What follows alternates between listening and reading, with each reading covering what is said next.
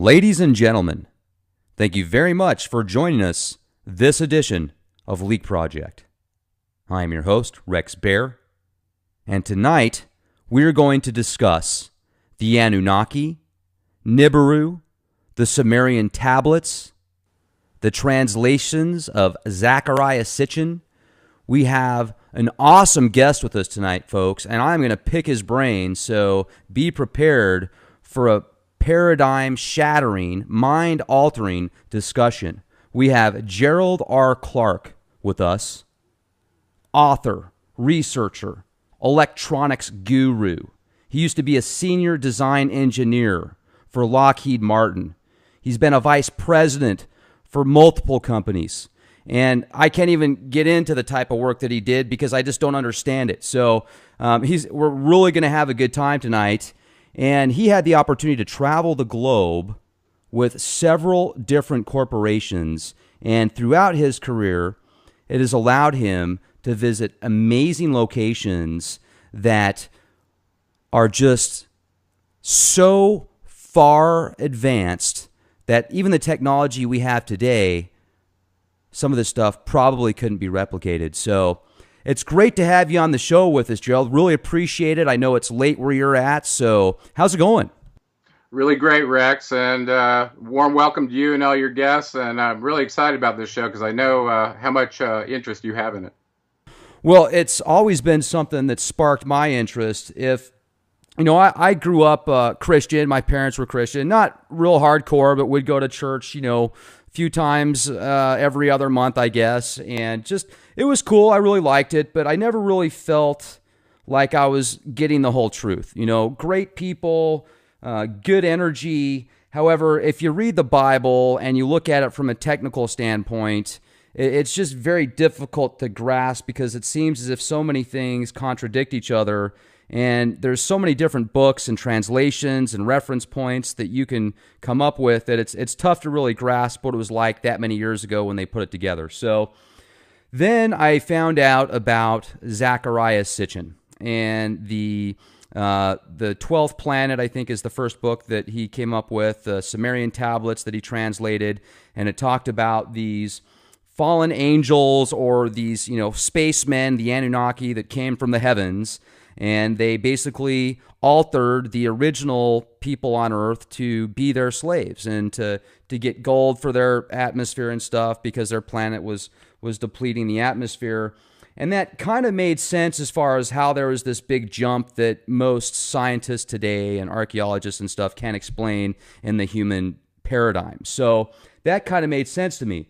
But I'd like to get into some questions that I have for you because you are so well-versed in this. And I was just kind of hoping, too, that you could tell our audience a little bit about yourself, what I didn't touch on, and really why you got into this kind of research as well.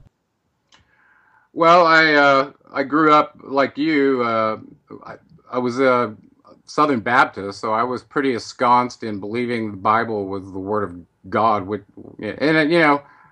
And I saw this word God, and I kept seeing it all over the places I traveled, and it started to bother me that no one really knew who this being was, especially if you'd never been exposed to the source documents that we're going to talk about tonight. So that wasn't even really on my mind. But I was like you. I saw real inconsistencies in the nature of this God that was described in the Old Testament and the one that, most of us Baptists ascribe to, which was the New Testament. One was a God of wrath and vengeance in the Old Testament, and the one in the New Testament seemed to be pretty benevolent toward mankind. So, so we kind of ignore the one in the Old Testament, let the Jewish people deal with that one, and then us, the Christians would take the New Testament and be all focused on that one. Right. So, but it did create real issues in my mind, especially the book of Genesis, and you're correct. The 12th Planet was Sitchin's first book, and he did spend a lot of time showing you evidence. Here's this tablet. Look at this one, and trying to make it. He was trying to justify this unbelievable theory that most of the scientific people and the academics were dissing him over, because he was like a Wilhelm Reich. Or what was it? What was the guy's name who discovered Troy? I can't remember his name. He was a German though. But you know, the same problem with him is the academics dissed him, and you know, so he was pretty much out on his own with his own resources. And so I kind of saw that with Sitchin as well. And you know, Sitchin he left himself open, I think, by writing the Lost Book of Enki and not giving any sources for it. I think it was a great book, and I think it wove together a lot of the pieces that he had from various sources to tell the big story, which he did very well. He was a great writer. But never felt like I could reference that book without references, you know. So I never really talk about that one. But the 12th Planet really opened my eyes to the Sumerian documents, and I'd been looking for a culture that had the earliest writing, so I could kind of go back to the source and go, well, where did this technological chasm come between different civilizations? That's how I was approaching it. And then I read, I think, Genesis Revisited from him, and this really made me go back and read the Bible again closely. And I started seeing things from the perspective now, having read all the Sumerian documents, that made a lot more sense to me. And with that perspective, you could differentiate the truth from a lie a lot more readily. And so when you go back and read Genesis 1, and you see that that these gods, plural, created man in our image and our likeness, and then go read the Atrahasis account, where a council meeting of the Anunnaki specified exactly that, and I mean plural. There were 6 men and 6 women on this council. So, you know, you start seeing those kind of correlations as well once you've read the Sumerian documents, which predated the Bible by a very long time. All of a sudden, you realize that what you have there that's called the Word of God isn't completely true. And there were political agendas in writing that book. If you truly understand the circumstances the Hebrew people were in as they were being held captive in Babylon, where they first saw these documents, these Sumerian documents. Okay, so what do we know? What is your specific question about the prehistory of Nibiru, this planet that they say they come from? And then we can kind of walk from there into the main players and who did what to whom and how we ended up where we are now. That kind of will give us a platform to maybe discuss a little more. Great. Correlations with how we go forward, because that's, you know, once you realize all this stuff, it takes a long time to process it. And some people years. Okay, this is like tearing out every belief system you have, and all of a sudden you're faced with this truth that's in stone, that's sitting up in museums, where you can either ignore it or synthesize it and realize what they were saying probably was not a lie, even though it was called a myth by by the conquering cultures, right? Well, and here's one thing that I'd like to make a point. As far as different religions and cultures and beliefs, that's one of the amazing things about being a human being, is we have the right to think for ourselves and believe what we want to. So, you know, whatever take or mindset you have on religion, divine providence, God, if you believe in multiple gods, if you're an atheist, whatever, you know, this is tonight just an opportunity to hear about stuff that's been documented throughout history, and the translations that are discussed have, you know, there's multiple sources that collaborate and say, yes, this is what happened. So whether or not you want to believe it or it's 100% accurate, you know, that's up for debate, and that's fine for you to believe. But a lot of this information is, it's cutting edge, because this is stuff that's been suppressed for thousands of years. When the Crusades took place, and, you know, anything that wasn't a part of the system church at that time, you know, was looked at as blasphemy, witchcraft, and people were burned at the stake. Libraries and tons of information was destroyed because of this. So a lot of this information and what you're talking about predates the books of the Bible. And that's just incredible. So I would like to talk about the 6 women and the 6 men that were part of it, and we'll get into some of the names and the correlations of the biblical references, maybe the Greek gods, and maybe even if they connect to the Vedic gods, you know, Valhalla and some of the Nordics and stuff. But my question was about Nibiru. Is the official version that I know about of the Anunnaki when they came to Earth was to look for gold. Is that correct? Well, that is correct. If we start back on the prehistory of Nibiru, There was a king that ends up as the main progenitor in the Anunnaki line that we like to include in the story because he was head of the Anunnaki Council, and his name was Anu. Okay, so Anu Okay. was the original king, or as far back as you can go, it was Anu. Right, and we're circa 450,000 years ago right now, and according to their records, one of the beings who was the prior king, his name was Lama. Excuse me. He was discussing problems in their atmosphere, whether to bolster their atmosphere to protect themselves against radiation using the volcanoes to reactivate them by firing missiles into them, or to create a particulate solution to seed the atmosphere. And this was a discussion they were having way back then, because you have to understand in the myths of Mesopotamia, there's a document in there called the Atrahasis, written by Stephanie Dalley.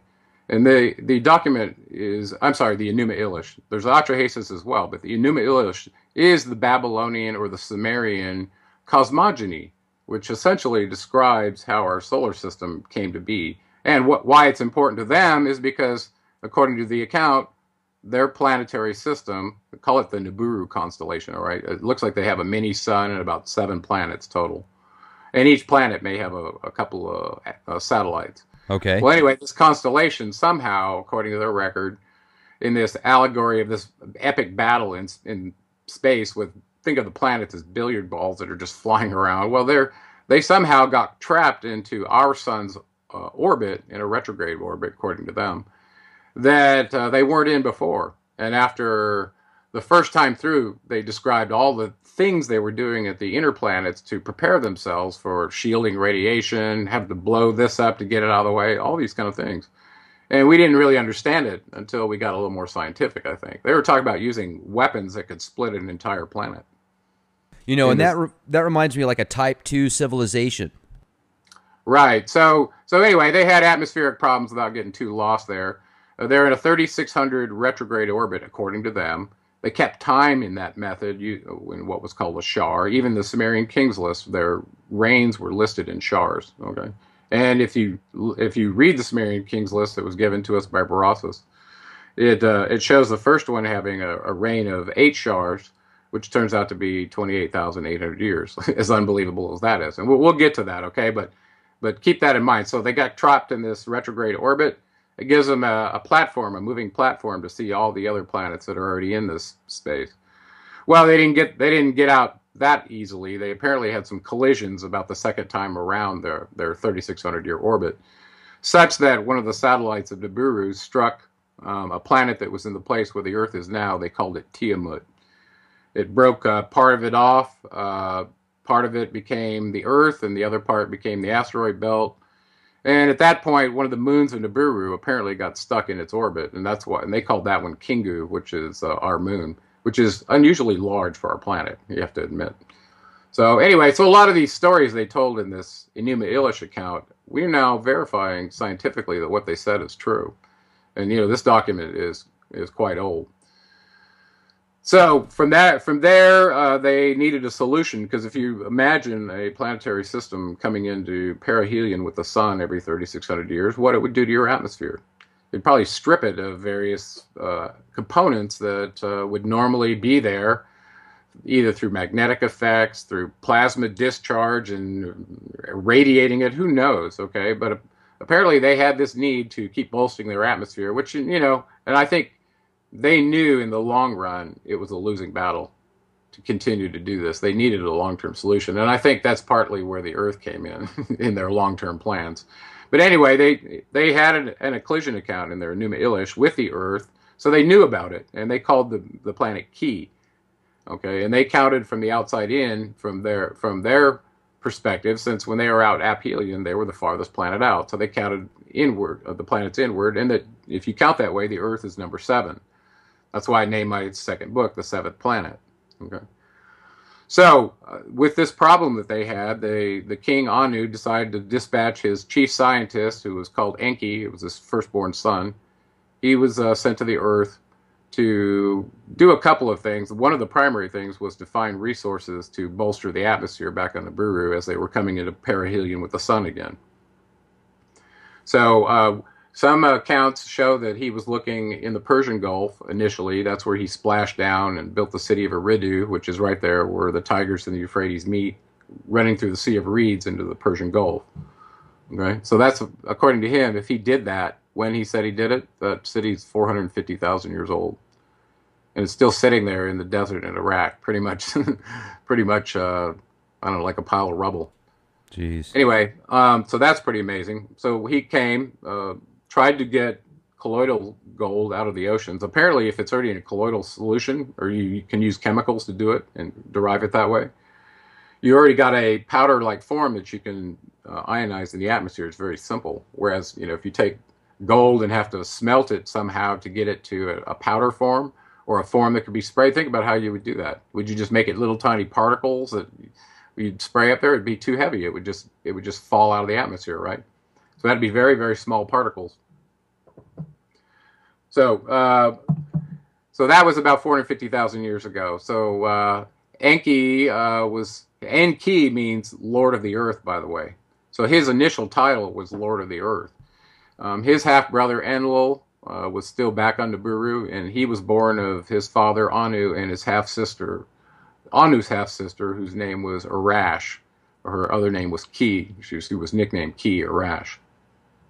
So she ended up giving birth to Enlil, and because she was a half-sister, and because of mitochondrial DNA contributions in the purity of their bloodline, he was in line to rule. Enki was not.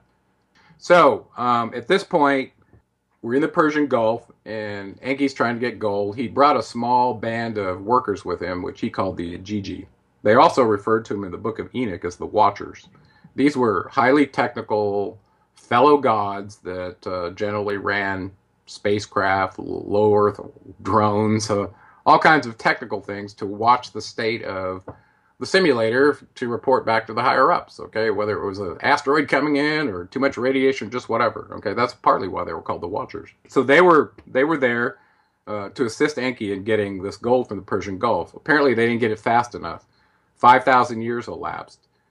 They ended up being vectored to South Africa, where the Atrahasis document picks up. So at this point, apparently they weren't getting gold fast enough from the Persian Gulf, and they got vectored down to Africa, where they could mine it more significantly. This is where the Atrahasis picked up. And in the beginning of this first tablet of the Atrahasis, it describes them casting lots to divide up the territories between some of the key players that we should lay out here. We've already mentioned Anu and Enki. Enlil was the other one. The one we didn't mention was the half-sister to both of them, whose name was Nin Hartsog. And later on, we'll find out her name was Isis in Egypt. She was the medical officer that accompanied them. She was very important because if one of them had a child with her, it would be in line to rule because of this half-sister mitochondrial DNA thing. So she was kind of a key player for that reason as well. Okay. So they end up casting lots. Enki gets Africa. Anu goes back to Nibiru. Enlil gets Mesopotamia. And the exemption is that the Temple of Eridu and the city that Enki built there with his original Igigi Watchers still belong to him. And apparently he had a garden there, and he'd done all kinds of things in 5,000 years until his brother showed up. At this point, they've divided the territory. I left Inanna out. She got the Indus Valley. Okay, then Enki's in Africa. Oh, and the medical officer actually got some territory. Even though she was a medical officer, she got given the Bond Heaven Earth region up in the Sinai Peninsula that belonged to the Anunnaki. Now, this was the area where they had their, I guess you would call it, their communication facilities. Okay. And also transport facilities for moving the ore back to Nibiru, whether it went directly or via a way station.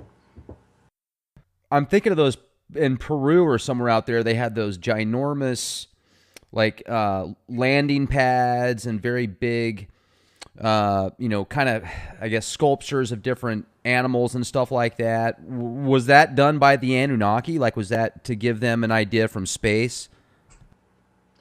It very well could have. There have been several races, I believe, that have visited the Earth and done prospecting here. And I think there have been somewhat controversies between races of vying for those, resources from the Earth. So, resource wars and genetic wars, both. Excuse me. Okay, so let's go back to Africa. We've now got the main players. They've divided the territories. And these Ajiji watchers are signed up to come down to Africa and mine the gold manually versus this colloidal method they were originally planning to do from the ocean. Well, this is hard work. And they were understaffed. And it says they worked for an entire Shar, which is 3,600 years, before they finally revolted, being led by one of their fellow gods, which they referred to as Allah. Gee, where have we heard that name before? Yeah. Well, yeah, so he has an AKA list, just like many of these other ones do. And when you find out who they are, I think it'll make a lot more sense to what's going on in the world. Understand that Enki was a scientist. He probably wasn't a great organizational guy. He was more of a creator. And Enlil was more of a bureaucratic type commander. So, he was kind of an in-charge kind of guy. Well, these workers weren't getting the gold fast enough, and Enlil ended up going down to Africa and had a fortress there right outside of these mines that are down in South Africa. Okay, some people have written books about these structures that have been found in South Africa that are described by the Sumerians, and we have gold mines that have been found down there and purchased by the Anglo-American Money Corporation that date back thousands of years, actually hundreds of thousands of years. So all of a sudden, there raises a flag right there. The Sumerian documents say somebody was in South Africa mining gold 100,000 or more years ago. And now we have the mines from the Anglo-American Mining Corporation that were verified by archaeologists to be at this same time frame. So you have to ask yourself, who was mining gold 100,000 plus years ago in Africa? Okay, there's correlation number one. Okay, this really happened. Okay, so apparently this rebel leader, Allah, riled them up, told them to burn their tools. They surrounded Enlil's house, told him they wanted relief, and this led to the next big event in the human milestone, which was our creation account. You with me? Yeah, absolutely. Oh, okay, so a council meeting was called when these rebels surrounded Enlil's house. He called his father Anu and a few of the other council members from the Anunnaki Council to decide what to do about this. He volunteered to kill one, and Anu and Enki said no, they deserve relief. Well, this led to them discussing tools versus meat. Okay, are we going to use biological entities to continue this operation, or are we going to use advanced tools? Well, for some reason, they didn't choose tools, and I talk about this in my second book, why they probably did that.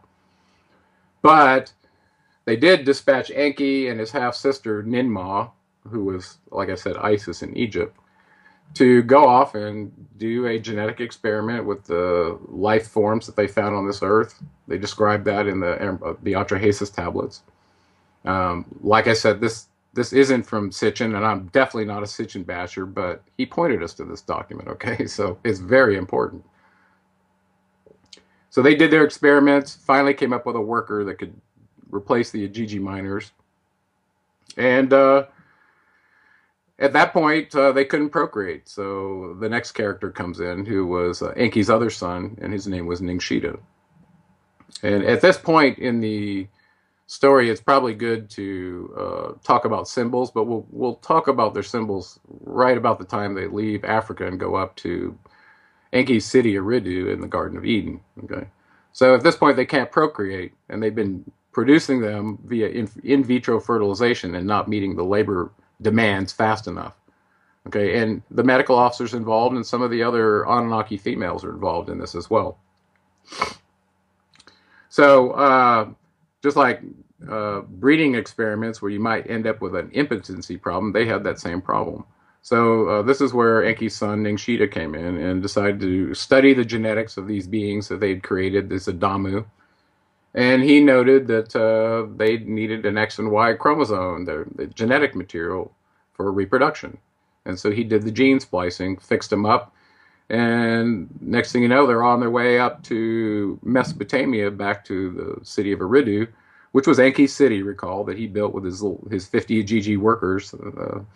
And they decide to study these beings to see if they can procreate. And this is where your Garden of Eden story comes, where God, the God of the Old Testament, remember? Well, now you'll realize Enki and Enlil were in the garden.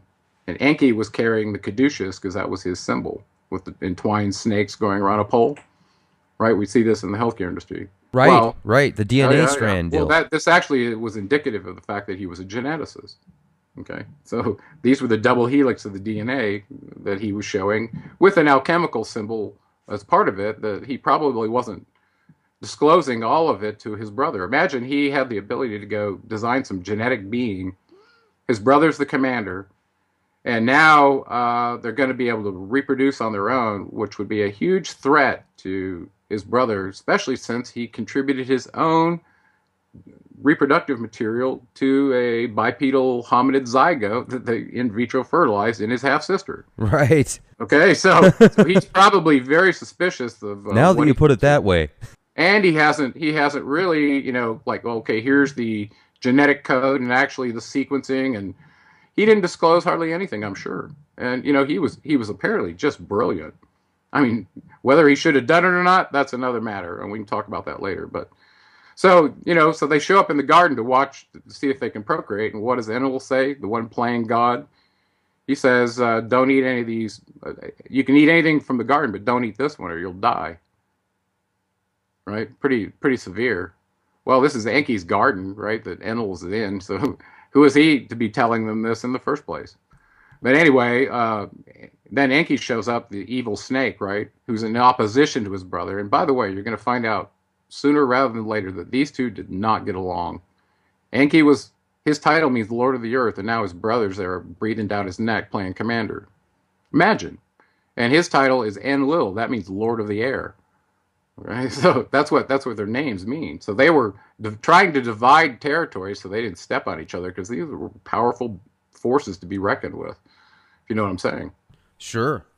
Okay, so at this point, the Adam and Eve couple are witnessed and eating this plant, whatever it was, from the tree of knowledge of good and evil. Well, guess what? They became sentient and conscious of the fact that they weren't clothed, which was a symbolic gesture or allusion to higher consciousness. They chose higher consciousness over not doing it at the fear of being killed over it, right? So they were willing to die for higher consciousnesses, essentially, whether they understood it or not. That's what they did.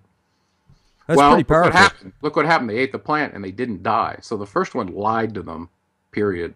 He lied. And the second one that told them they would wake up and become aware, well, that's exactly what happened. So the second one told them the truth and was demonized for it, right? He's the evil snake. What a bunch of crap. Well, you always learn about the history from the victors. Oh, exactly. Well, that's why the Summerian tales are called mythology, or anything that is to be debased and made to be not important. You give it some label that de-elevates it from importance. It's just a myth. Well, that's what Sitchin did differently than others. He read this and assumed it wasn't a myth and tried to look at it from more of a scientific standpoint to figure out what was it they were saying, and what capabilities they have. And so if you just read the Atrahasis, any person that reads this tablet and sees what they did to produce an offspring would realize that we can do that today. So why would you think they couldn't have done it then, especially if they apparently could travel from A to B from another planet and probably had a little more time to evolve than we did. And that was one of the things that I had questioned, and I still question, as far as the official story of, the Anunnaki coming to Earth to harvest gold. Now, obviously, everything breaks down to a certain frequency, and things break down to certain amounts of protons, neutrons, and electrons. And they've been able to produce small amounts of gold with, I think, lead or some other substance, but the amount of energy that it takes it's just not worth it. So if you're such an advanced race and you can live hundreds of thousands of years and travel the stars, I often wondered, well, why couldn't they just come up with a synthetic version on their own planet? Why do they have to go to Earth and then genetically modify the Earth beings at that time? And then have you heard of Credo Mutwa? Yeah. Okay. Yeah. Well, he talks about, the mystery schools and secret teachings that he has been given from previous generations and then from previous generations. And he talks about how the original Earth people were so telepathic that if they were hungry, and they were all balanced perfectly, but as an example, I remember one thing he writes about was if woman or man, it was actually man and woman was one. There was no separation. So it was a being that was androgynous, I guess, or whatever. So essentially, it was so telepathic, though, that it would think to itself, I'm hungry, and an animal would come over, literally bow its head down, to be lunch for that person or whatever. So, and then these beings came from space and offered the Earth people an opportunity to evolve, or they offered them like some type of present or some ability, and they looked at them as like gods. And what they did was they changed them genetically. They offered them a chance to go to the right, or like to the blue mountain, it was called in these mystery schools, or the red mountain, I think, or something like that. So it just makes you wonder if that was the case, and if they did come here and they changed man to where after they came out of that, they didn't have that telepathic communication with Source anymore. It was just a much different environment. And he also talked about how they were confused because they used to be able to talk telepathically, but after that, they had to speak in words and they couldn't understand each other properly. And that's how war started, and confusion, and just all these different scenarios of chaos, I guess. So do you think that there might be a possibility that when they came here and they did change the original Earth people, that it actually might have caused, certain problems to take us away from Source? Well, I think that's exactly what happened. Is when you read how Enki infused the energy from one of the beings who'd been sacrificed in creating this first avatar. First of all, I want to pin that term down right now. What we're talking about here is the creation of an avatar, right? This is a control of energy and matter that we truly don't have a grasp on yet. I know we want to understand how to take the consciousness, upload it to a computer, save it, and then put it in another host, but these guys apparently could do that. That's amazing. So really, in general, at this point, if you found out that they did a genetic modification and you didn't know it, and you found out you were born as a slave, at that point you start asking yourself, well, what are the limits of the genetic constructs they gave us? How were we created? What's the template? And a couple of them, they told us. They told us they gave us intelligence, and they also told us that they clamped our lifespan at 120 years. And this is also in the Bible, by the way. Right. It's in the Summerian Tablets. So in my first book, I looked up to see if anybody had broken that 120-year age limit. And there was a couple people that had done it. One of them got to 122, but not much more than that. But that genetic clamp they put on us seemed pretty accurate. So this brings up a very, very deep question about how did they construct us? Were we only ever supposed to be the slaves in the Garden of Eden that Enlil wanted us? Keep them stupid, naked, dumb as animals, as long as they can do what we direct them to do, whether it's with words or the electromagnetic spectrum. And this is where it gets kind of crazy. They designed these beings because they had an uprising with the Ajiji in the first place. You think they didn't spend significant effort designing constructs into us so that they could monitor the intent to rebel or anything that smelled like that, so they could put that out? So I'm telling you right now, if you start thinking scientifically from where they were probably at when they created us, they knew about the electromagnetic spectrum. They knew about photons, muons, and leptons, and they understood how a meat host operates in an energetic environment and how that all works. How you create an avatar is what I'm telling you. You think about that, that's crazy. They understood that. Well, so if that's the case, do you think they couldn't control you through frequency in some way to give you commands so that you do what you were supposed to do as a group, as an individual? Of course they could. So what you're saying is originally we could very well have been an advanced species that they, even possibly from another planet or the Atlanteans that they decided to enslave. And part of the DNA might have come from them. Part of it might have come from a bipedal hominid. Who knows? They were playing all kinds of chimera games. But I want you to think real hard about what our constraints are.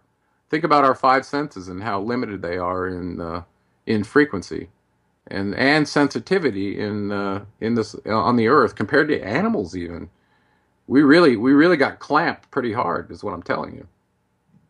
Well, I mean, we do only see, I've brought this up before, about 0.01% of the electromagnetic light spectrum. Then our brain filters out about 50% of that based upon our life experiences and the way that we think. So, I mean, there's a lot out there that we're not seeing and hearing and feeling, and just so many amazing senses. And some people have the opportunity to tap into their sixth sense because of maybe not only natural abilities, but their practical exercises, meditation, and things that they do. And so there's a lot of different things out there. And that brings me to the question, if they were able to control people via mind electronically back then, and you look at the way things are today, I've often discussed with people that have asked me questions like, well, you know, Rex, with as easy as it is for hackers out there to just, to take over grids, and with the Stuxnet virus and so much bad in the world and so many crazy people,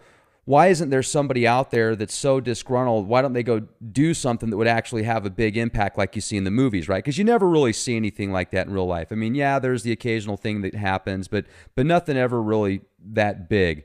So why is that? I wonder, and they wonder. And I said, it probably has something to do with there's like this blanket control of this electronic frequency or something that just keeps people that might be on the edge of snapping, like maybe a disgruntled postal worker or veteran or something like that, or whatever. I'm being kind of sarcastic when I said the postal worker. I was joking around, but you know what I mean.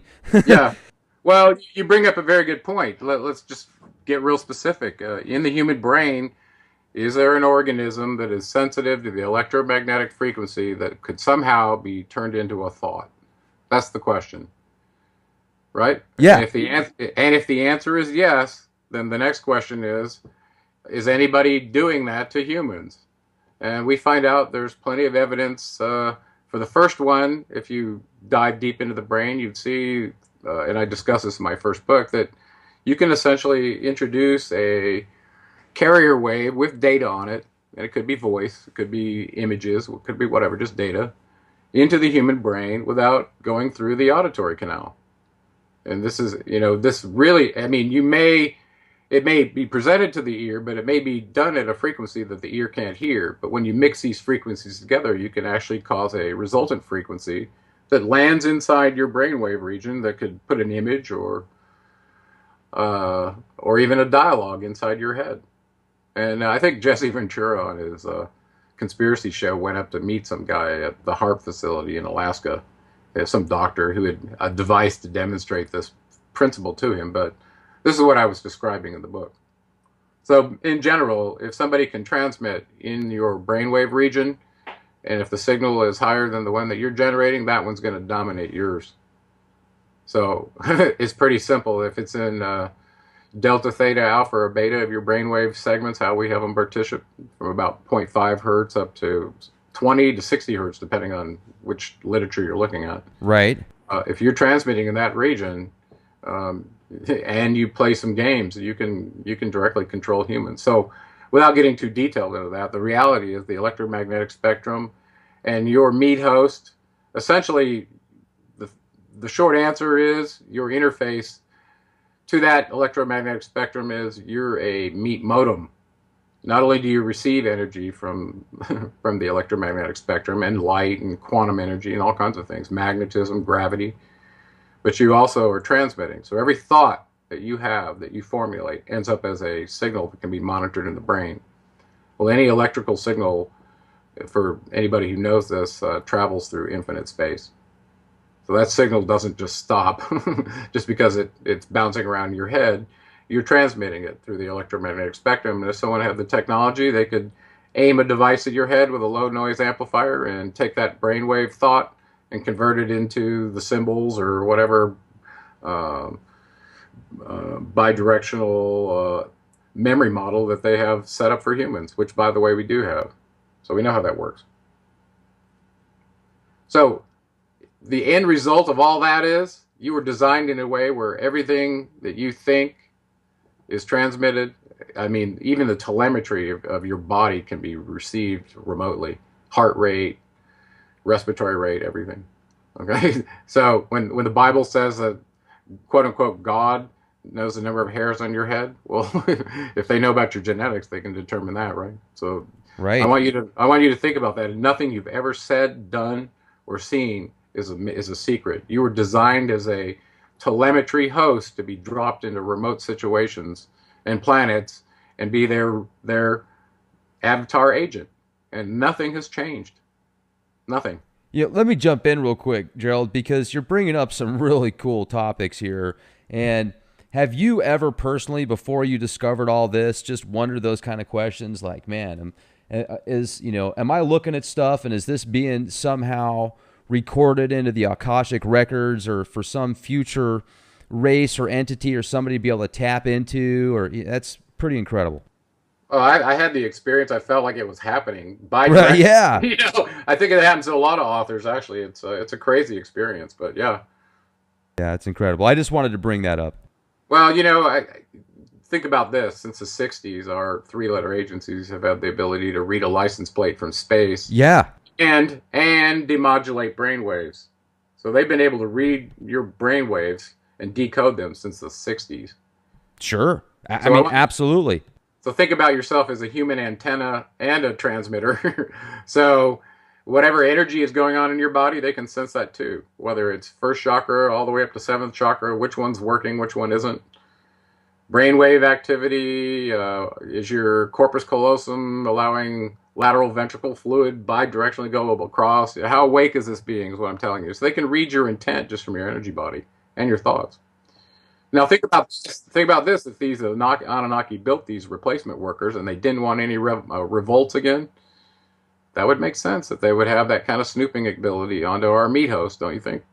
Oh, absolutely. And if they could just track it at any time and have algorithms, so if some particular, being over there wasn't following orders or was starting to think about getting other ones together and saying, hey, let's revolt, well, these algorithms pick that up and then they can immediately swarm over there and they can That's right. take That's out the right. subject. Pre-crime, just like in Minority Report. Yeah, yeah, exactly. Well, that's how bad the enslavement is. So I don't want to spend too much more time on that. But a couple other corroborating events I usually throw in because people start from the Bible, believe it's the true word of God, and there's a lot of truth in the Bible. Don't get me wrong, but you need to understand who God is. So and there's thousands of names for But God all across the let me planet. ask one question, if I can, real quick before we move on to the next thing, and it's about the Okay, yeah, yeah. it's about the chakras because I've heard before that they were they're kind of like a bad thing. I've heard that it can be good. I've heard that it can be bad. But one person in particular, George Cavasilis, he's a nice guy. I talked to him several years ago. He's supposedly made contact with many different interstellar and extra dimensional races, and he talked about the chakras and how they were basically implanted from ETs, when we were created to be kind of like a control source. Is there any truth to that? Well, it depends. It's always like how you use technology. Why would they put in I'll just call it quantized sequence of nerve ganglia that they call these chakras? By the way, each one has a different wavelength of light that it seems to resonate, Okay. which is very interesting. And these are parameters we can measure. So so think about this. So why would Enki create a being and augment it possibly with some latent DNA that could be triggered at some future point in time or under some circumstance that he designed, who knows? Whether it's going through the galactic center or showing certain symbols that trigger this in the being, right? Well, this seems like that's partly true as we start to study our quote-unquote junk DNA. So why would he do this? What agenda did he have with his brother such that he felt like these beings shouldn't just be dumbed down slaves that get driven to death of mining and dredging rivers and building buildings?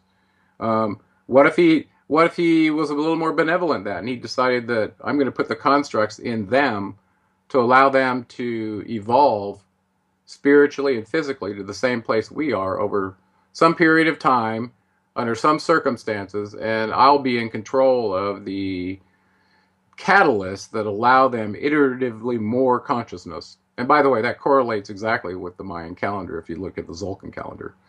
You know, they talked about these 9 stages and the frequency dispensations that cause different life forms. Well, Timothy Leary wrote a lot about these circuits, and when you look at them, it looks like there's 8 of them in a human that correspond to the stages we go through in our life of waking up.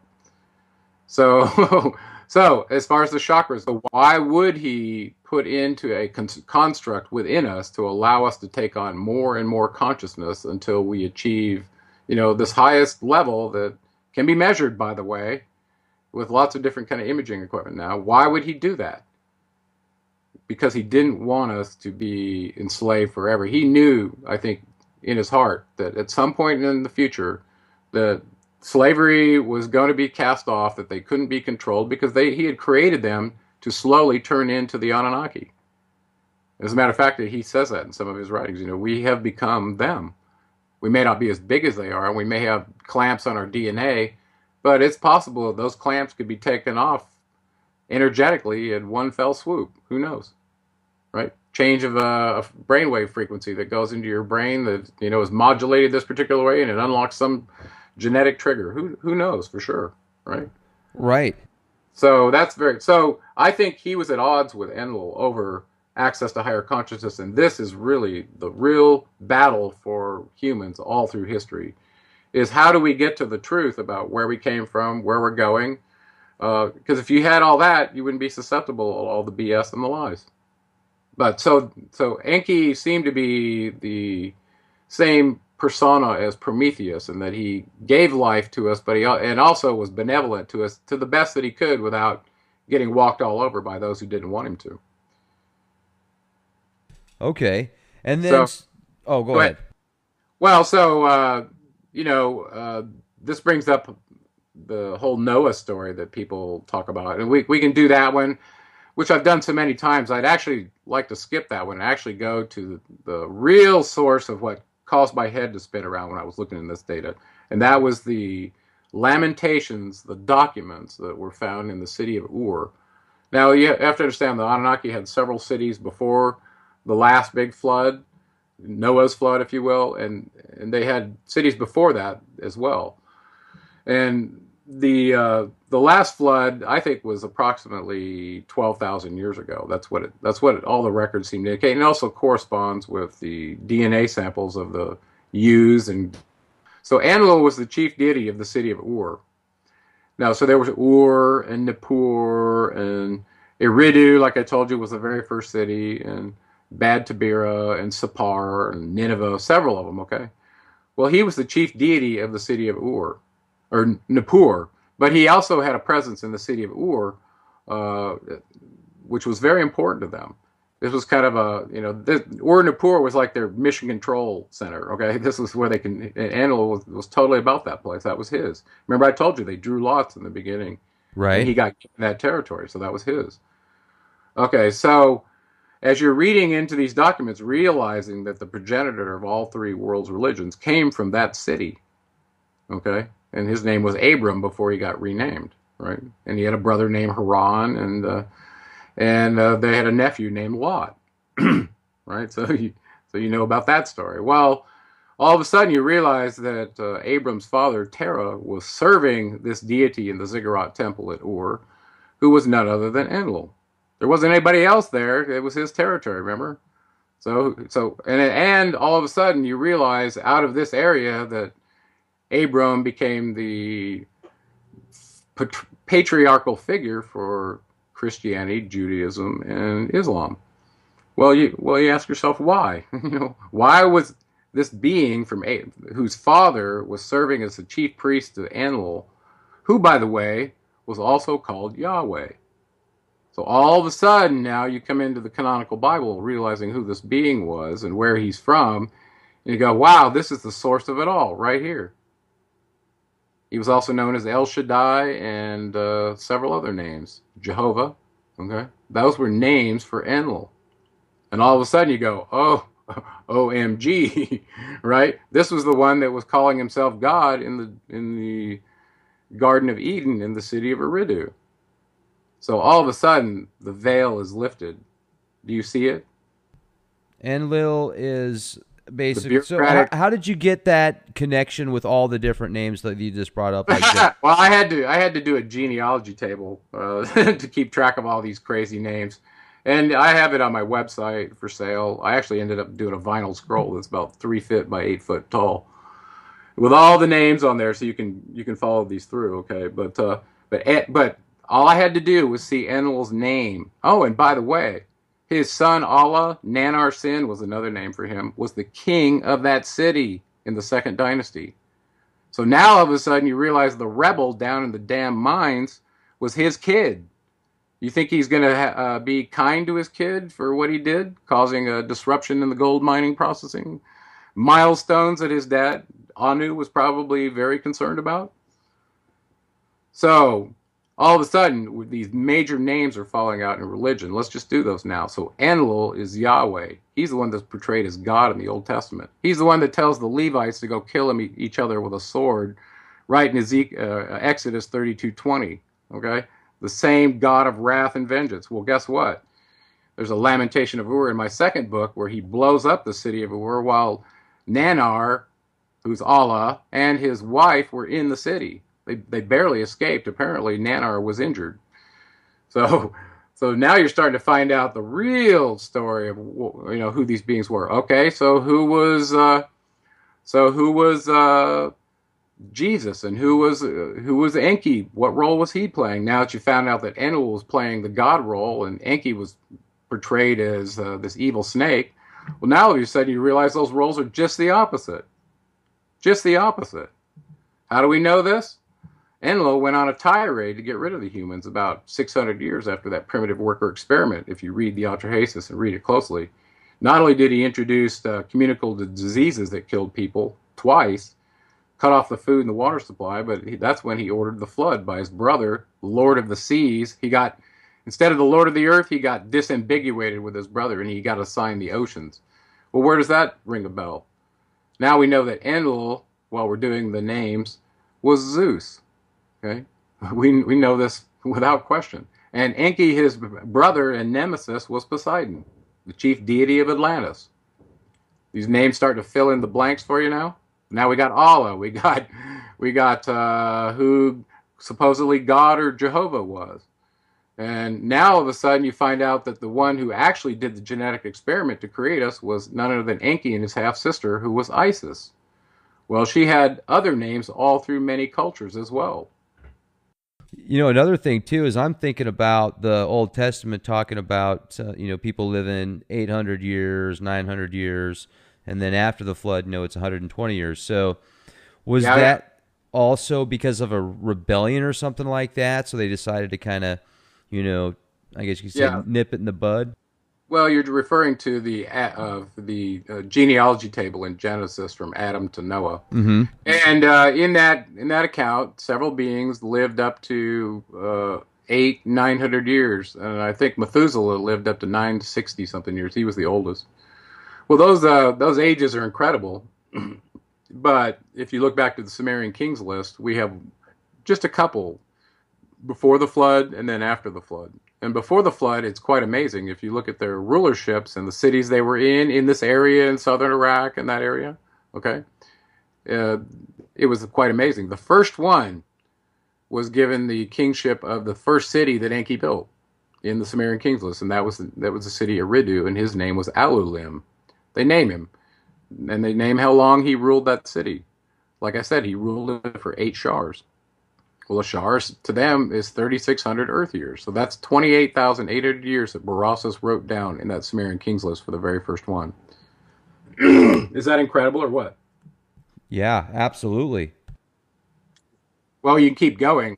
You can keep going down. You can keep going down that list and see that one of them served 12 shars. This is not how long they lived. This is how long they served.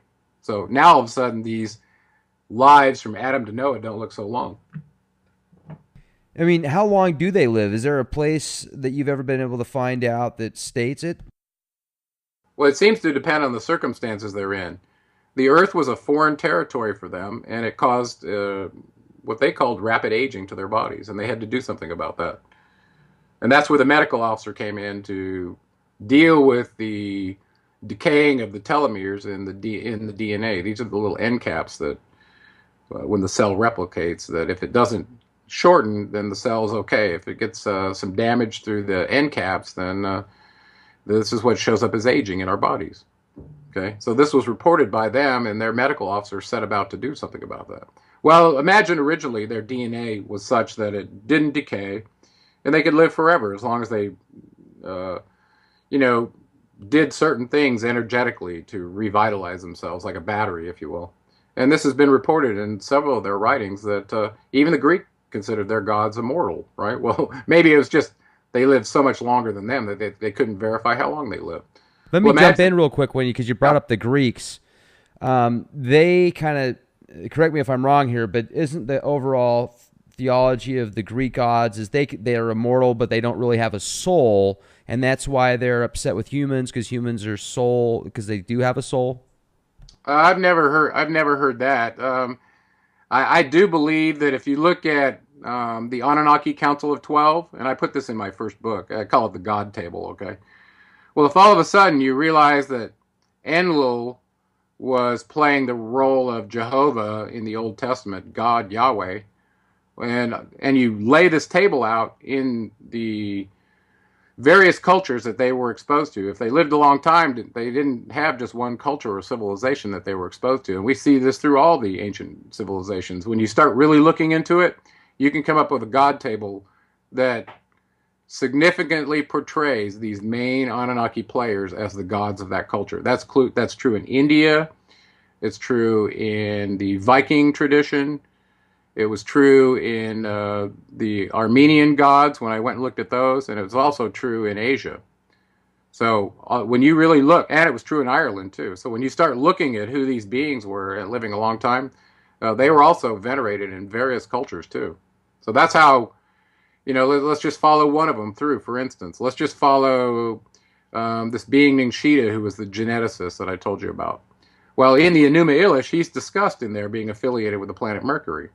Okay, so he was also called Mercury in Rome. Well, he was called Hermes in Greece, right? Well, he was called Ningishita in the Sumerian documents, okay, as Enki's premier son, who was pretty damn amazing. As a matter of fact, as Thoth in Egypt, he introduced the calendar and writing to the people. Yeah. Who is Thoth? That credible character. Well, now you realize he is a high-level Anunnaki being who, according to their records, when he escorted the first human that was created, the Adapa, to meet Anu back on Nibiru, he escorted him along with one of Enki's other kids. Well, he kind of got a mission after that he was to be kind of the head of this priesthood to facilitate the spiritual path of humans. And when you read this, you go, wow, what else did they predicate from Nibiru, which they called heaven, by the way?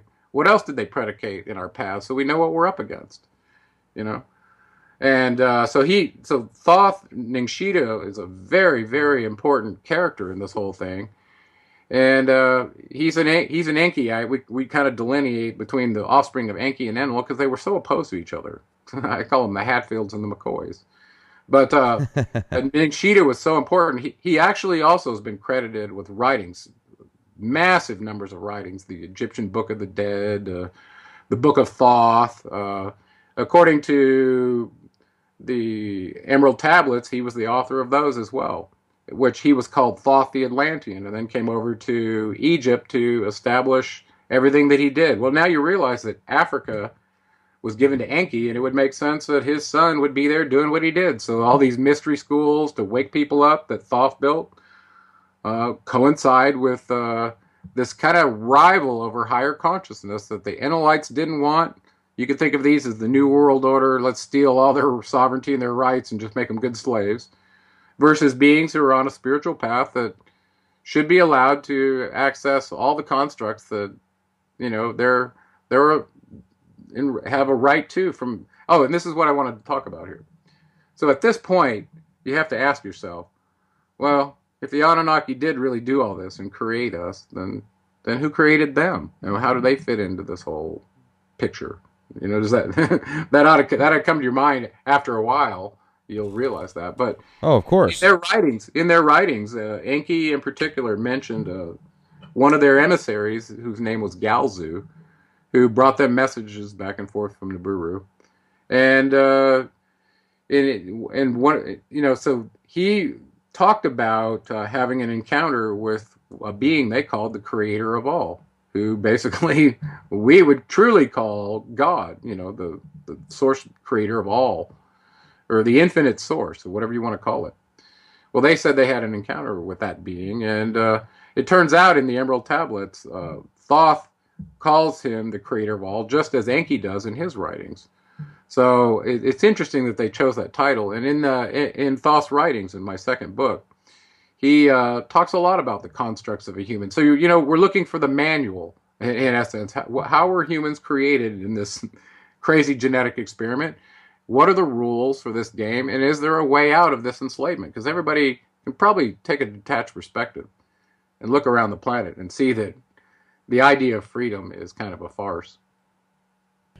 Oh, really? I mean, just because this ain't the land of the free. It's funny because we do have a lot of really cool, I mean, advantages over some people in other countries, and I think it could be a lot better. I mean, certainly it's gotten to the point to where more people per capita, I think, are locked up in America than any other nation in the world. So yet it's the land of the free, which is quite odd. But the thing about what you're talking about right now is, I find it fascinating because if this is really the history of our mankind, and if this wasn't, tabloids written several thousand years ago, because this is one thing that I've talked to people about before as well.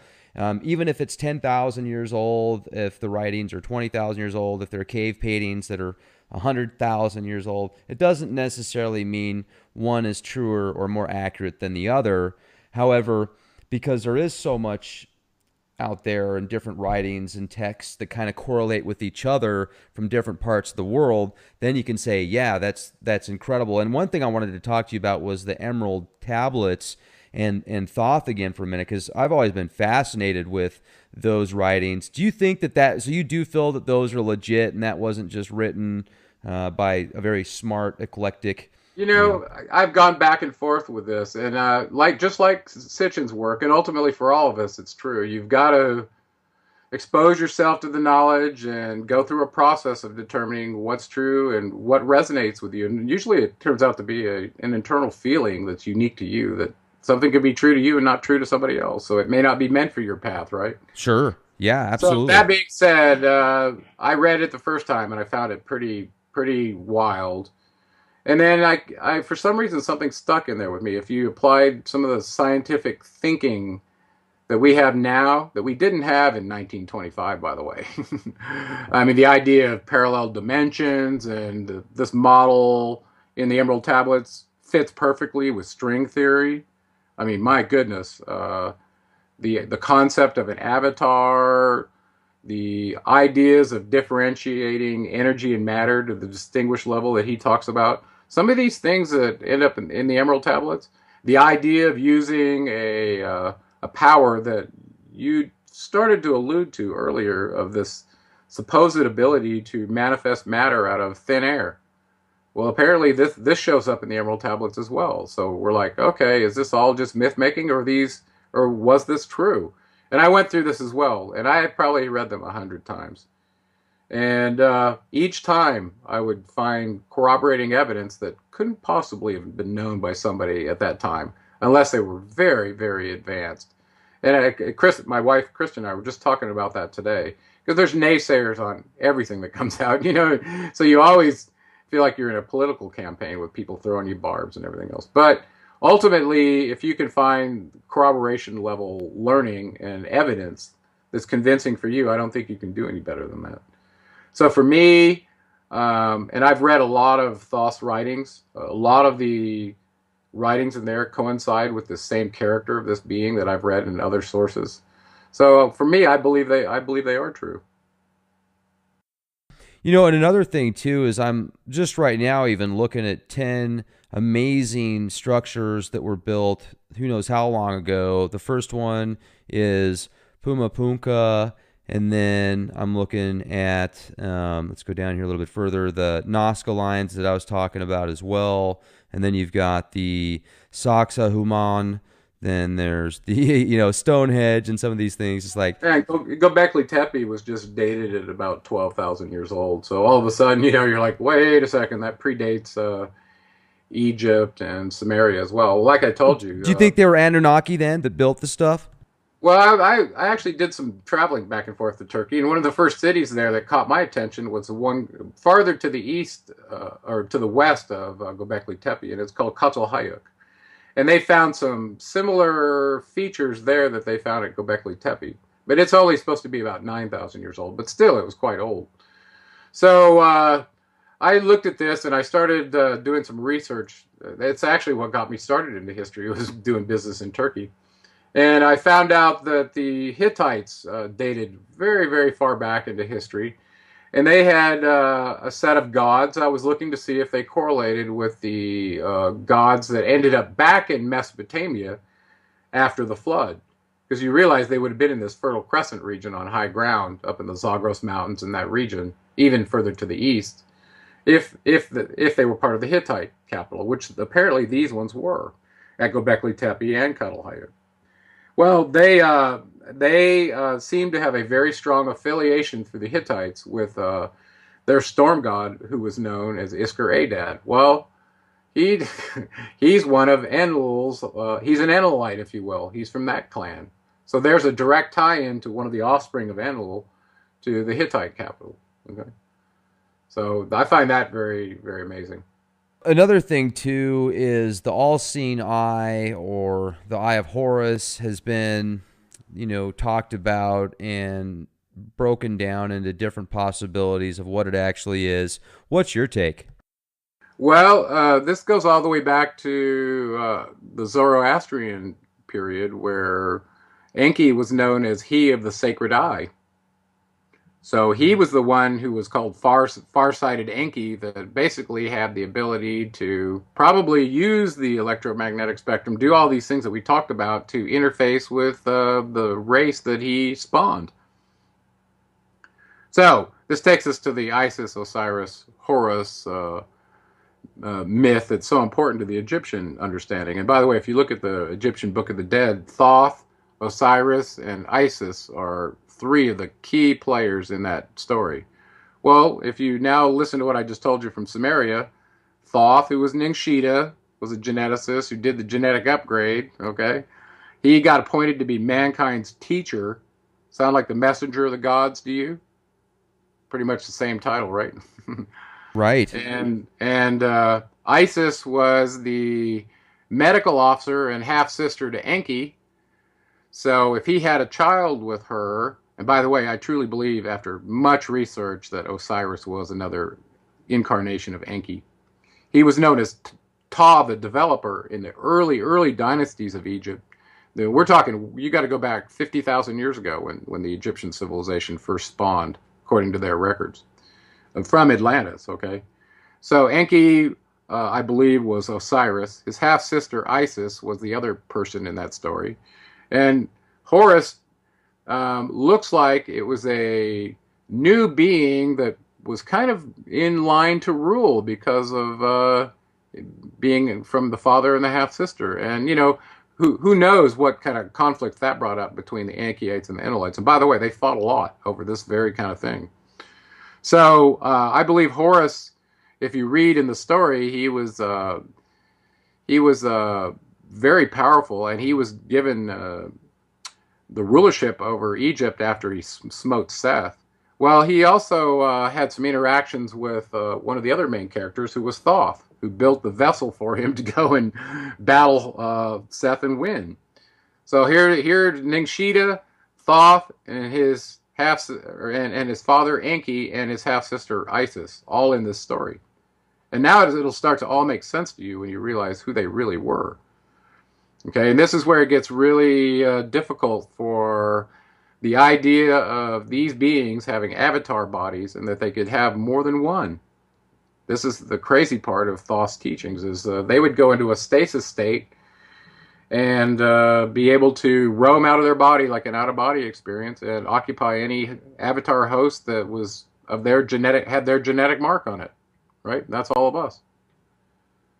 Now, you said Seth, or did you say Set? Set. Okay, because there's now the Church of Set, and this is based on the ancient Egyptian deity, and I guess you could predate that to the Anunnaki. But the reference to Set, it seems as if that particular deity is different than the others. And it certainly now is looked at as black magic, very dark, satanic, Luciferian. Yeah. So there's a lot of different names you could put to it, but what's your connection there? We got to do a couple more names. Yeah, I mean, of course. So please do. This God table so we know who the main players are. So now you realize Isis is the Mary Magdalene figure who's the mother of humanity, right, in the real story. Right. Enki was the genetic creator. Even though he's not God, he knows there's a creator of all. So now you've got two new creators you got to deal with. One's a scientist, and the other one is the source of all, which he venerated, by the way, which is quite interesting. So the other player that we didn't talk about was some of the main children of Enki and Enlil. The firstborn of Enki was Marduk. He was the chief deity of Babylon. He didn't belong in Babylon. He was in Enlil's territory. That's why they went to war. Babylon was in the Mesopotamian region up where Iraq is now. Well, that belonged to Enlil.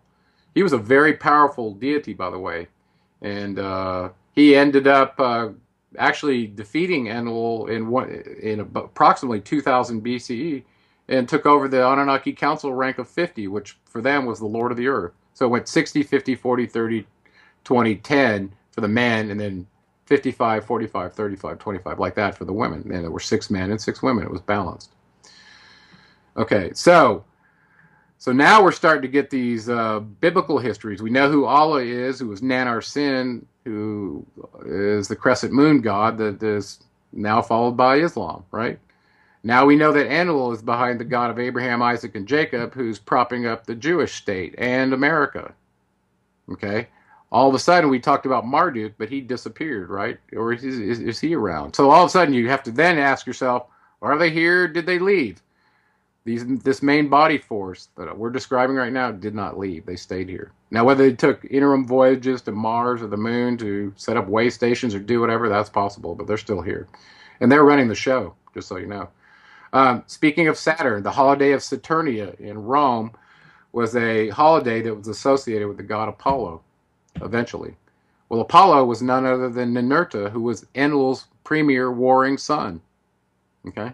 So now all of a sudden, these Greek gods, you realize, came exactly from the Anunnaki Council. The Greek pantheon came from the Anunnaki Council. Okay?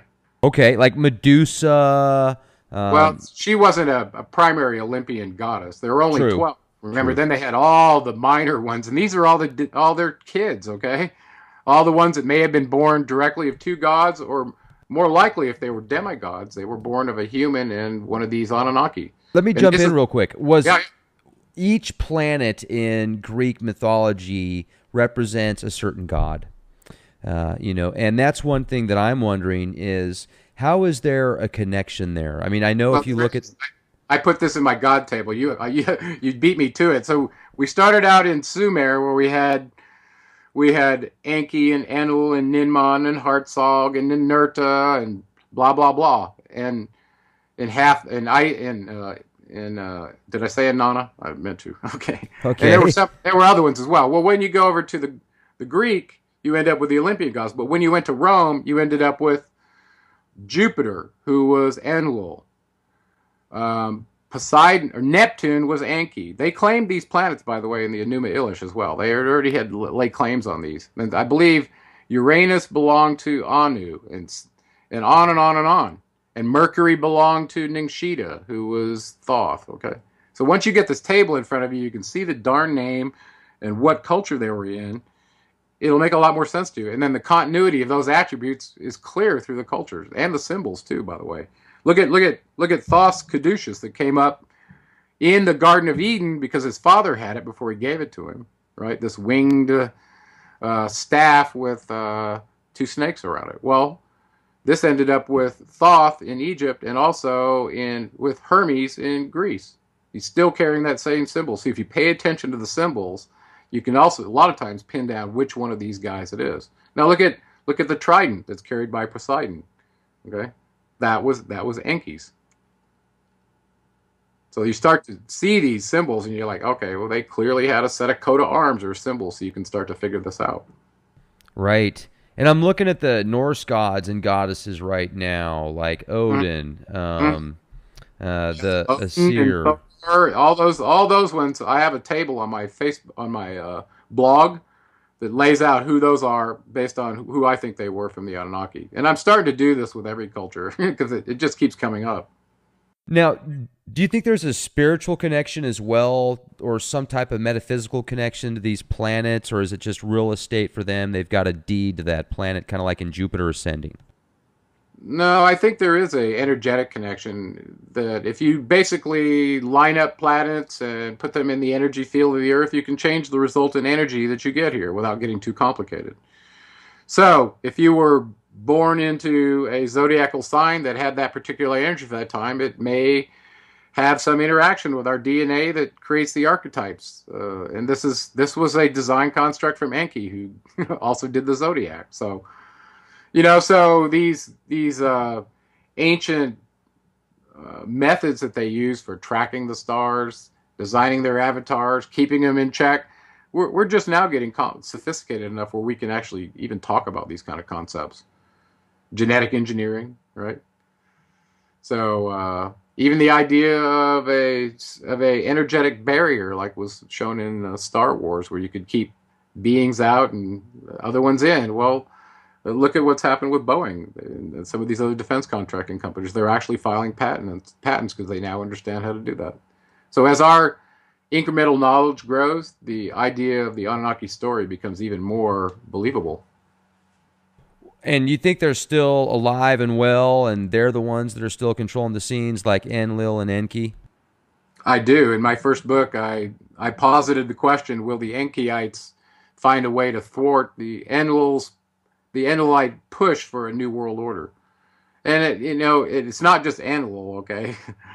He was kind of the great destroyer, by the way, in the past, and he was associated with the Temple of Zeus, which was in Pergamum, which was called the seat of Satan. Okay, so he was your Satan figure, the great destroyer. Well, look, he portrayed himself as God in the Old Testament.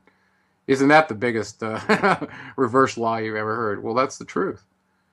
And the one made out to be the devil is actually your benefactor and creator, at least from a genetic standpoint. That doesn't mean from a higher energetic evolutionary standpoint that you shouldn't be seeking to live according to the tenets given to you by the creator of all.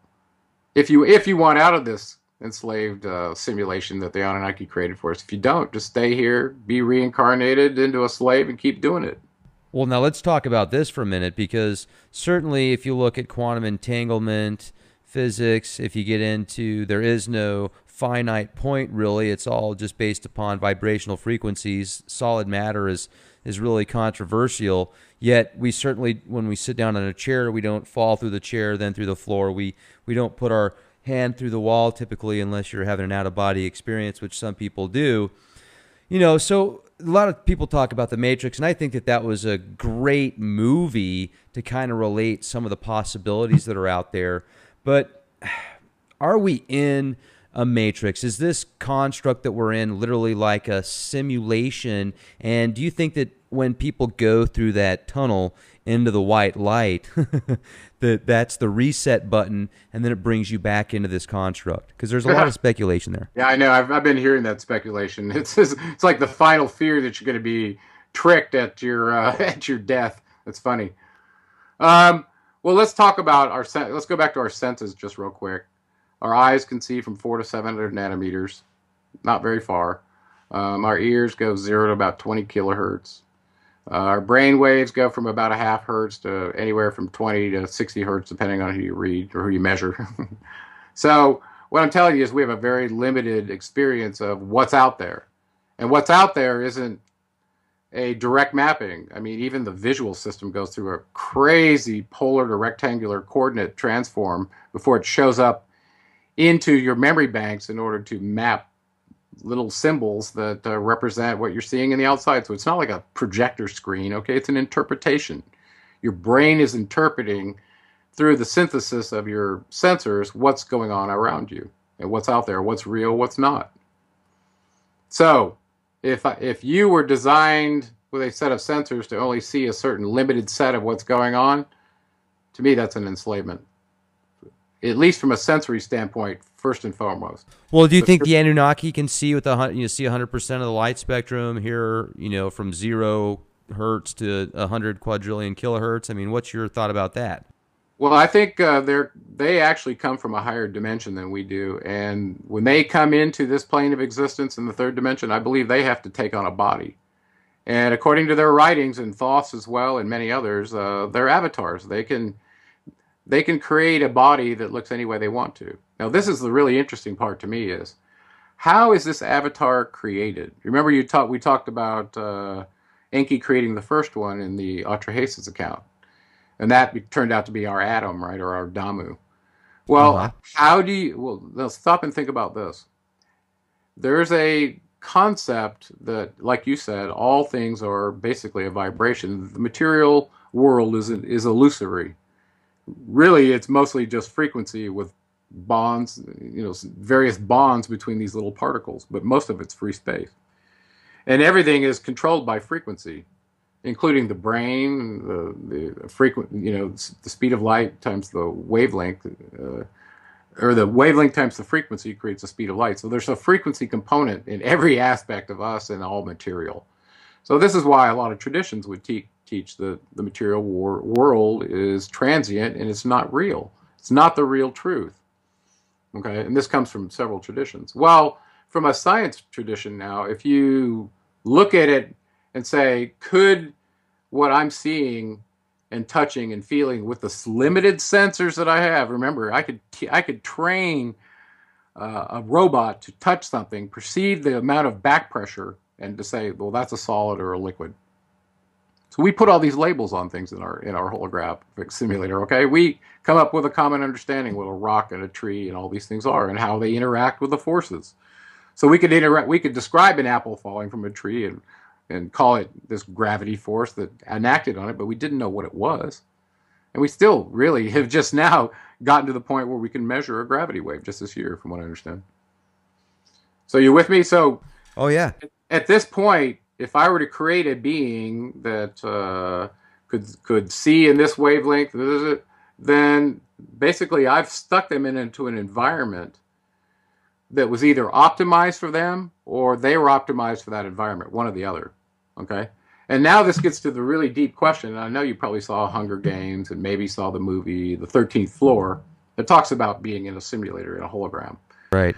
Well, in the Emerald Tablets, Thoth talks about the creator of all's constructs, where he created time, or he or she, the creator of all, he doesn't call it he, and also created the laws of matter. So I got really interested in the laws of matter, because ultimately what you and I are saying is the same thing, is that all matter, whether we perceive it to be solid or not, is created from fundamental particles that are stitched together through various bonds. Okay? It's energy holding it all together. Well, we know that energy equals mass times the speed of light, according to Einstein squared. So there's a direct relationship between how much plutonium you have and how much bang you get when you explode it, right? And we can calculate this because of that simple equation. Right? Right. So at this point, imagine that these advanced beings, the Anunnaki, decided to create a meat host that's going to be using these sensors to navigate its way through this environment that they happened upon, or they were able to see at like you said, maybe at a much different spectrum than we could. As a matter of fact, if they could be in the sixth dimension, they don't even need a body. So they can take on a body if they need to. And if you don't have a body, you're not constrained by time. So I don't think they're constrained in spectra either. So they could see whatever is there. So this is like a cosmic video game to them. Exactly, exactly. And they're the game masters, and we're the pawns that are fighting their wars, building their buildings, occasionally stumbling on some esoteric knowledge from the Vedas or wherever that allows us to have an energy experience to be at the same possible frequency that they're on and have, I don't know, some form of communication. And many people have reported that. You know, I had a guy on here, the Leak Project, a couple weeks ago, and his name's Boris, and it's really cool because he literally will go outside. He works in Brooklyn, and he'll go out during the day when literally he says he makes contact with these entities, and he goes outside, and you can see these lights that'll show up. And they'll start changing colors, and then it'll get like metallic, and then purple, and then white, and change shape, and do all these weird things. And it'll hang out for 15 minutes, 20 minutes, and he'll bring his coworkers out. They'll look at it. I mean, a bunch of people see it. It's downtown Oh Brooklyn. yeah, yeah. Well, now ask yourself this question: if you know that there were forces here that were benevolent to mankind from the Anunnaki, and those that were not so happy with them, that wanted them all wiped out, how do you know which one's up there flying around in its little saucer as you're luring it down there to have an encounter with you? It's very important to kind of know when you get to this level, if you're going to play with entities of this powerful, it's probably good to know which ones you're playing with, because you could invite something into your lap that Hey, look, there's a bear. Let's get it some honey, and let's. yeah, all you got to do is give them permission, and guess what? They can walk into your meat house and take you over. That's a good point, man. That's Well, listen, in well the mid said. '80s when they were going on witch hunts, that's part of the knowledge that they had, is they knew that the Watchers, these beings, had the ability to take on avatar bodies, and they called it possession, and for that matter, I want to make something else clear. We got all our characteristics from the Anunnaki, from serial killer to saint. They had the same thing. They had beings that were really benevolent, really wise, and they had people that you probably should have kept them in a cage. So what didn't we answer about the Anunnaki? Okay, Coneheads. Coneheads. One of my favorite movies, absolutely favorite movies. A classic, yeah, indeed. Dan Aykroyd played that very well. I remember back in Saturday Night Live when they would have it was Halloween, and then people would show up at the door and they'd give out beer and eggs. Oh, I know that was a very clever movie. Whoever thought that up, Yeah. it's really one of my favorites, especially after you've heard the Summerian stuff. Then go back and watch it again. It's really good. Makes it even better. Cool. Yeah. So one thing we didn't really talk about is what's going on with the New World Order and where do we fit in? So part of that has to do with the term limits that the Anunnaki set up for themselves, and whether they played nicely and decided to follow it or didn't was kind of hit or miss. So you realize all these temples they set up that are aligned to the equinox and to the solstice was done to keep track of where they were in celestial time, because they were using the zodiac as their term limits. Each zodiacal age, it seems like they had some arrangement to change commands. So now that we're changing from Pisces to Aquarius, we should expect to see major changes going on in the constructs of the Anunnaki Council. And it's happened in the past, and I believe it's happening right now. So Okay. knowing who's in line to rule and who was ruling will kind of help you understand where humans fit into this game that we want to play called the evolution of consciousness, and getting past our enslavement to what we see as the Garden of Eden or heaven experience, whatever it is that we perceive. And that's another thing I've often asked is, was religion created to be, a prison of the mind to keep people in this construct? Because in many ways, when somebody that's religious says, I picked up this book on mysticism, and then somebody else is going to say, oh, well, that's of the devil, you're Oh satanic. yeah. So you Well, can't really expand your mind a lot of times if you're within that realm. yeah. Well, ultimately, the truth that I've discovered about religion is, unless they're leading you to the place where you're having an internal experience, and it doesn't matter about the building or how much you're paying in your dowry to them or any of that, unless they're leading you to a place where you're energy is changing, and you're having a wings of Mercury experience, such as your pineal glands firing. You're having an experience with your true creators and connection back to the creator of all. You realize you're an immortal being, and that you've been lied to and told that if you do this and do that, somebody will come back and save you at some point in the future. Give me a break. All religions I just told you, at least the three major ones, came from the lineage of Abram. What about Hinduism? Well, Hinduism, actually, we didn't go into that deeply, but Inanna was the other being, when they drew lots, that was given the region of the Indus Valley. So she went over, and so the sacred goddess, I believe her role, knowing her attributes, and I did a god table for the Indian religions as well, and it's not perfectly complete, but it also ties into the planets. She was Kali, and this fits her persona exactly, as she was involved in many, many wars in Mesopotamia. She was definitely the seductress, and also a lethal black widow, as far as I'm concerned. Ask Gilgamesh, who was lured into her lair in the Epic of Gilgamesh. He wouldn't even go. He was scared of her. Now, Native Americans across the globe, it seems like they're just being systematically destroyed. Their culture, the people. Yeah, I know there's some nice casinos out there and stuff, but in reality, the majority of the native cultures, not only here in America, but everywhere, just seems like it's withering away. And I've often wondered why.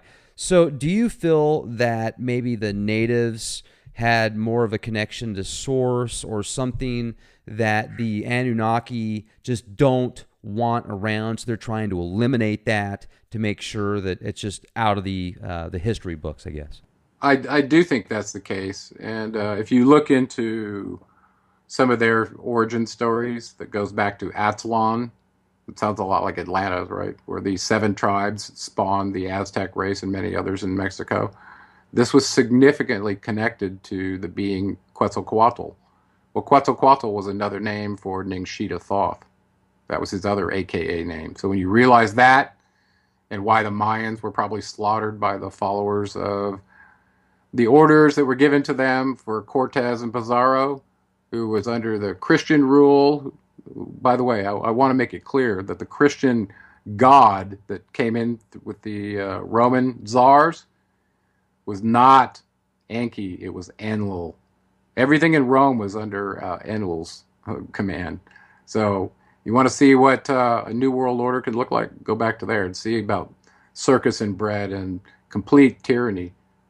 That's what you're going to be in for if this change of command doesn't go well. Have you read Revelations? Absolutely. So, fascinating book. I probably read it a dozen times. And, you know, one of the things in that book is it talks about the New Jerusalem that descends from heaven, and it's described as like this cube. I think of the Borg cube with just more emeralds and rubies and gold around it versus this dark, you know, box per se, because that's kind of how it's described in the Bible, and it talks about these giant locusts with breastplates of iron that go around. It sounds like an Apache helicopter, right? Listen, Yeah. I want to back up something just real quick before we do the Bible says anymore. And I do quote the Bible quite a bit, but I use it to point out significant evidence. And there's a lot of truth in it, so I don't want people to hear me say it's just evil. You need to understand that if the deity who was in charge in Rome had editorial oversight on every document that went into the composition of the canonical Bible in the Council of Nicaea, which was released from Rome, okay? You're in denial because when you realize who Enlil was. Listen, we just said he was playing the role of Satan. He was the great destroyer. He doesn't like mankind. He wants us gone. He thinks we're genetically inferior.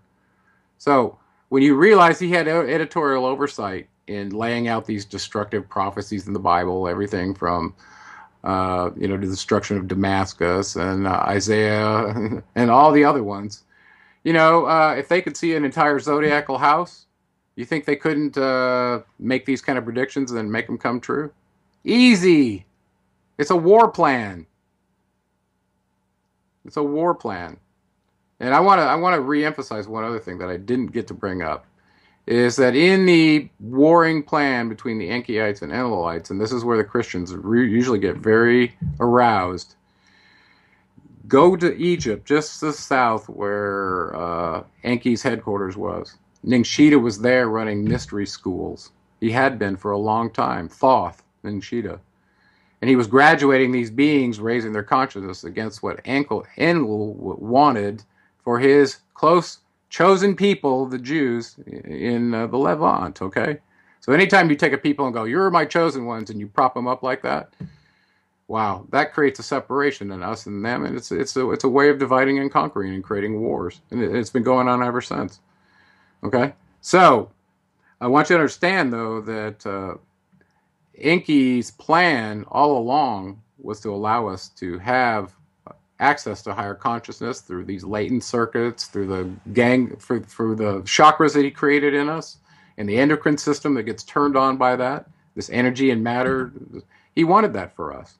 So when this being in the New Testament was sent in to teach these humans to a better way to wake up and access this kingdom of heaven that everybody wants, he was very specific in saying it was the kingdom of heaven within you. Okay, this is where the energy meets matter in you. And this is at your chakras and other, organs in your body, where you can have this experience of the universal source that the religious organizations don't want you to have. They want you to go and be entertained and give them money and do all those things. But you show me one of them where they're actually trying to get to a higher spiritual place by meditating, doing yoga, doing all the things that we know through history have worked to still yourself and get to that place with a brainwave change. That's how it's measured, as a brainwave. If they're not doing that, then yeah, they're an enslaving organization that's leading you astray, telling you not to do anything now because that'll be taken care of when some being comes later at some future point in time. Wow, what a way to disempower people from doing something now. What they have, the constructs that were given to them to deal with it right here and right now. Well, and that's so important. It is important, and even in the Bible, it says that Jesus says to his people that all these great things you've seen me do, you're going to be able to do and more. And then I've talked to so that I think is. Well, it shows up in the book, The Masters of the Far East. Wow, okay. What a book! I highly recommend that one. I haven't got all the way through it, but it's amazing. Well, I want to back up and tell you another couple of AKA names for Ningshita.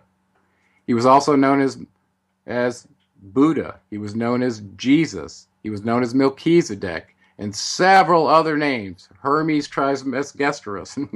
Okay, all these other names. He was the wizard Merlin and all those shows. He was the magician in the tarot cards. Okay, he was our appointed teacher, and he's playing all these different avatar roles with these primitive workers, trying to wake us up. That's his job. So, and you've heard of Moloch? Yes, I have. What have you been able to put a connection to that name? Yeah, and that brings up something in the headlines that we ought to talk about. In Palmyra, Syria, there's a set of ruins there that were venerating Baal.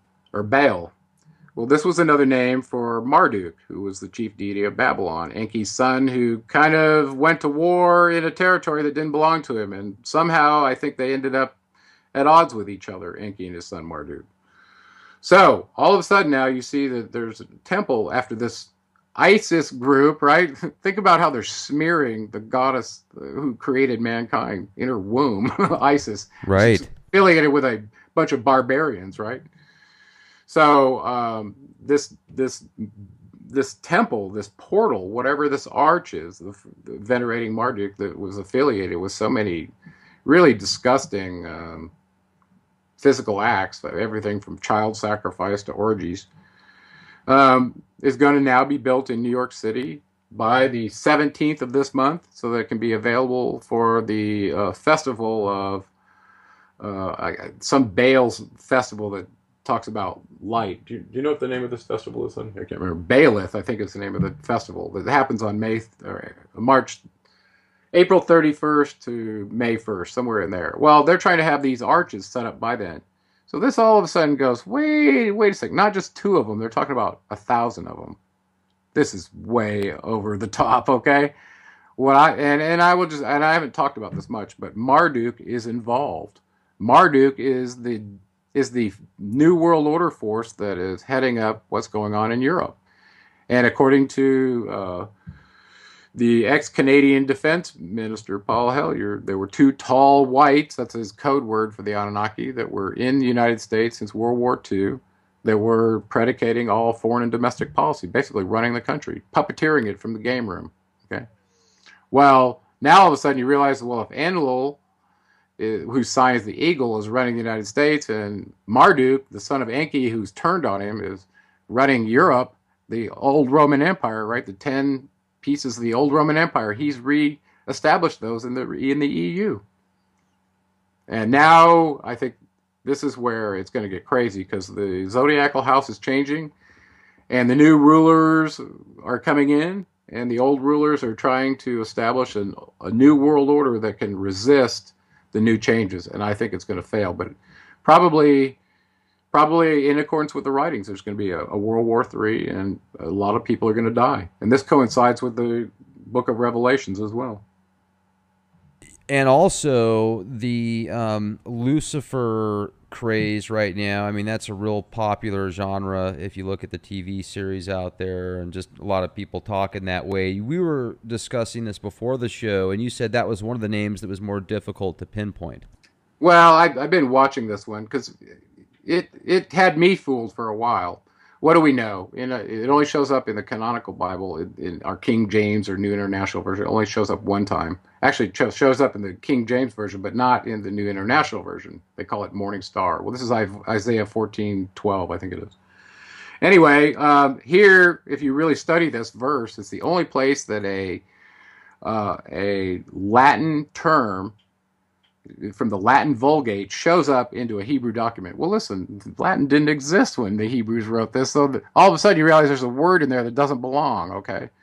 And you have to ask yourself why, if you knew that Enlil had oversight writing the canonical Bible to give you his version of him being God and his half-brother being the devil, okay? So at this point, if you read Isaiah 14:12 and read it closely, it's all about the king Nebuchadnezzar, the king of Babylon, but it has nothing to do with a fallen state or fallen star.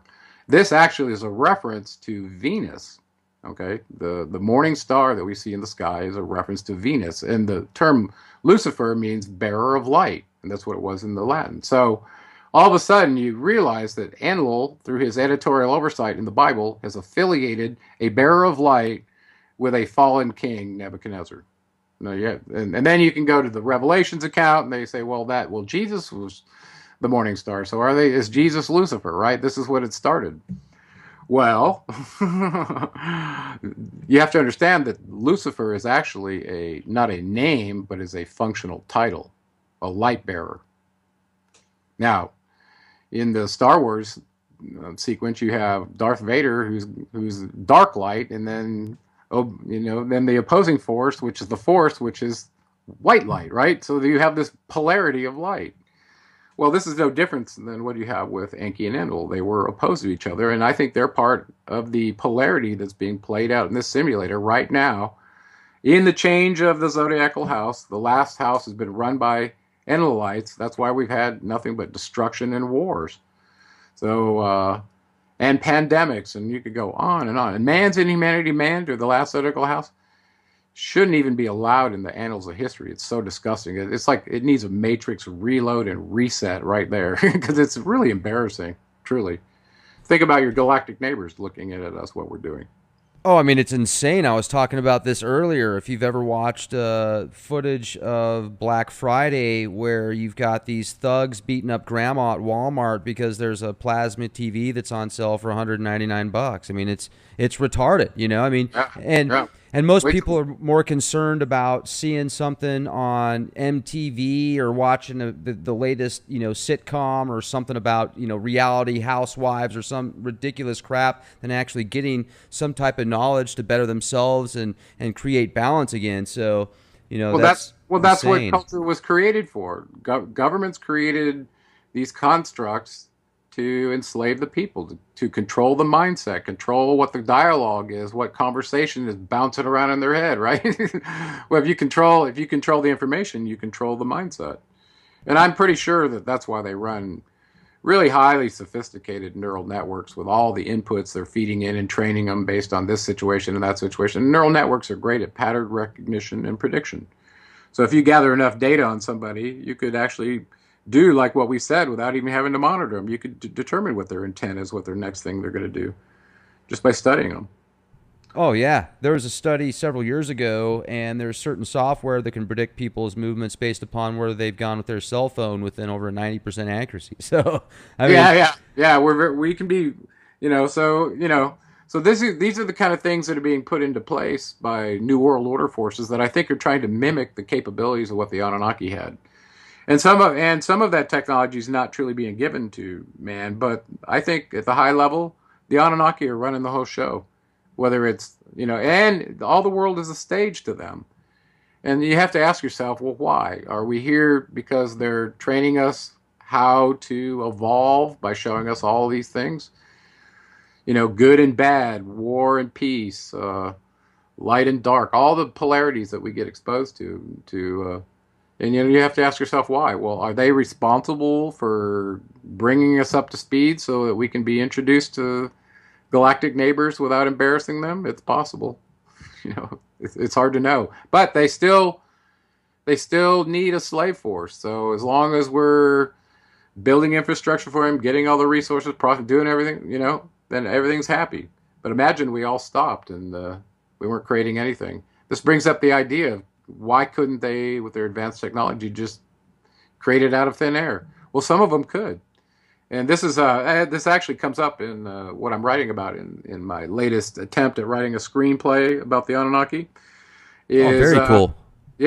according to the Emerald Tablets, Enki, or the dweller of Atlantis, had this particular power, and other races did as well, where they had evolved past the point where they were required to do labor to get what they needed. They could basically just instantly think of it, and then using some sort of quantum encryption encoding of the reality matrix, they could take light, combine it with atomic elements, and create the matter. Right? They could do this. They could build buildings. They could do everything with their mind. And even in the discussions about the building of Atlantis, Poseidon, the dweller who was Enki, apparently did that, and they called it the power of Yolton. Well, you go to the Himalayas and start talking about some of the capabilities of the Tibetan Buddhists and some of the writings that they've done. They claim to have, some of them have this power where they can manifest their food and things that they need, that are in their path. And I think it's a fascinating thing to study because it really makes you try to understand physics to see how this could be done. Right. And I've heard that you've got to have 3 strands of DNA and then you can get to that level, and a lot of different possibilities. I've also heard about those people in the Tibetan mountains and stuff, like you said, that can just manifest things from nothing. But it's incredible to think about. Certainly the possibilities are amazing. Now, also, I know that we've been going on for about 2 hours now, and I could pick your brain for another 24 hours. But one of the things that I would like to discuss before we close out tonight is Nibiru and the return, possibly. There's been a lot of footage out there that, could be very well false or photoshopped, lens flare, solar flare, whatever. And like I said, there's a few out there that I definitely think are legit. But do you think it's actually coming back and getting to the point to where it's close? And what is it like? I mean, what is Nibiru exactly like? Because if it was referred to as heaven, it's got to be pretty fascinating if it's got a gold atmosphere. Well, when I wrote my first book, The Anunnaki of Nibiru, I had synthesized data from past events, trying to determine what everybody else was doing was, well, if you could find one place where it happened in the past, you just add 3,600 years and maybe figure out when it's going to pass again. And so I didn't make the most significant effort when I was writing the book. I was more focused on the fact that they created us, and I wasn't worried about their home planet so much. Well, as time went on, I noticed a lot of other people were very interested in that, and especially since I knew about Dr. Harrington meeting with Zecharia Sitchin, and this was about December of 1990. But prior to that, Dr. Harrington had been involved in some work at the Naval Observatory in Washington, D.C., where he was the chief scientist. Okay, he wasn't just some schmuck; he was the head dog. And they had been following this quest to find some large object in the solar system that was somehow perturbing Neptune and Uranus, and it had to be bigger than they were to do the perturbing, right? So this had been going on. This hunt had been going on since like 1790 or so. And this is how we ended up finding Pluto and a few other planets, looking for this big perturber out in space. Well, so I actually sat down last year and wrote out what I knew based on physical evidence, and the only physical real evidence we had came from the scientists at JPL and NASA and Caltech, who were involved with the search for Planet X. This was back in 1983 when they started releasing their information, and this is Neugebauer and Harrington and a few others. But Neugebauer and Harrington were the two key players as far as I'm concerned at that time. One of them worked at Caltech and JPL, that was Neugebauer, and Harrington was off on the East Coast. So they released an article in '83, and this came out in several papers, stating they had found the planet and approximately how far away it was. Neugebauer thought it was 50 billion miles from the sun, and it wasn't moving, wasn't coming in, so don't freak out, right? Whereas Harrington disagreed with him and said, no, I see it as 5 billion miles outside of Pluto. And Pluto's only 3.67 billion miles from the sun. So we're talking about 8.8 billion miles from the sun. Not very far. This was in 1983. Well, in 1990, he had an orbital chart in his hand when he did a video interview with Zecharia Sitchin, saying, this is where we think it is. And he showed Sitchin the diagram, and Sitchin showed him his diagram, and the only major difference they had in their diagram was where it crossed through the zodiacal house based on precession, if you accounted for that correctly. Okay, so I did an analysis of what Harrington said from the IRES satellite and his little orbital chart that he showed where it was. If everybody looked at it, you could go a relational chart and see, well, what's this thing to scale? What was it, just a dot happenstance he put on this paper? It shows up in the video, so I did some analysis of it, okay? Well, based on that, and let's just go from 1990 or so when Sitchin met with Harrington, they had quite a bit of data, and they both agreed that it was the planet that was talked about in the Enuma Elish and by the Sumerians, and that the same one that Harrington was trying to find with the Voyager program and the Viking explorers. So anyway, so they were in agreement, which is pretty shocking. Well, you know, he gave us the data, and what we really needed was a blink. You know, here it is at one point, here it is at another point, so we can determine how fast it's moving and whether it's going in or going out, right? That kind of stuff. Well, he was in the process of getting that data when he ended up dying. He apparently got the data when he went to New Zealand to Black Birch Observatory, and he died shortly thereafter when he came back of rapid throat cancer because they didn't want him to speak. So that's terrible, man. And that makes you wonder, doesn't it? Yeah. Well, his data was valid, and I read all his reports that he published. And Tom Van Flanderen came after him and did a lot of good work too.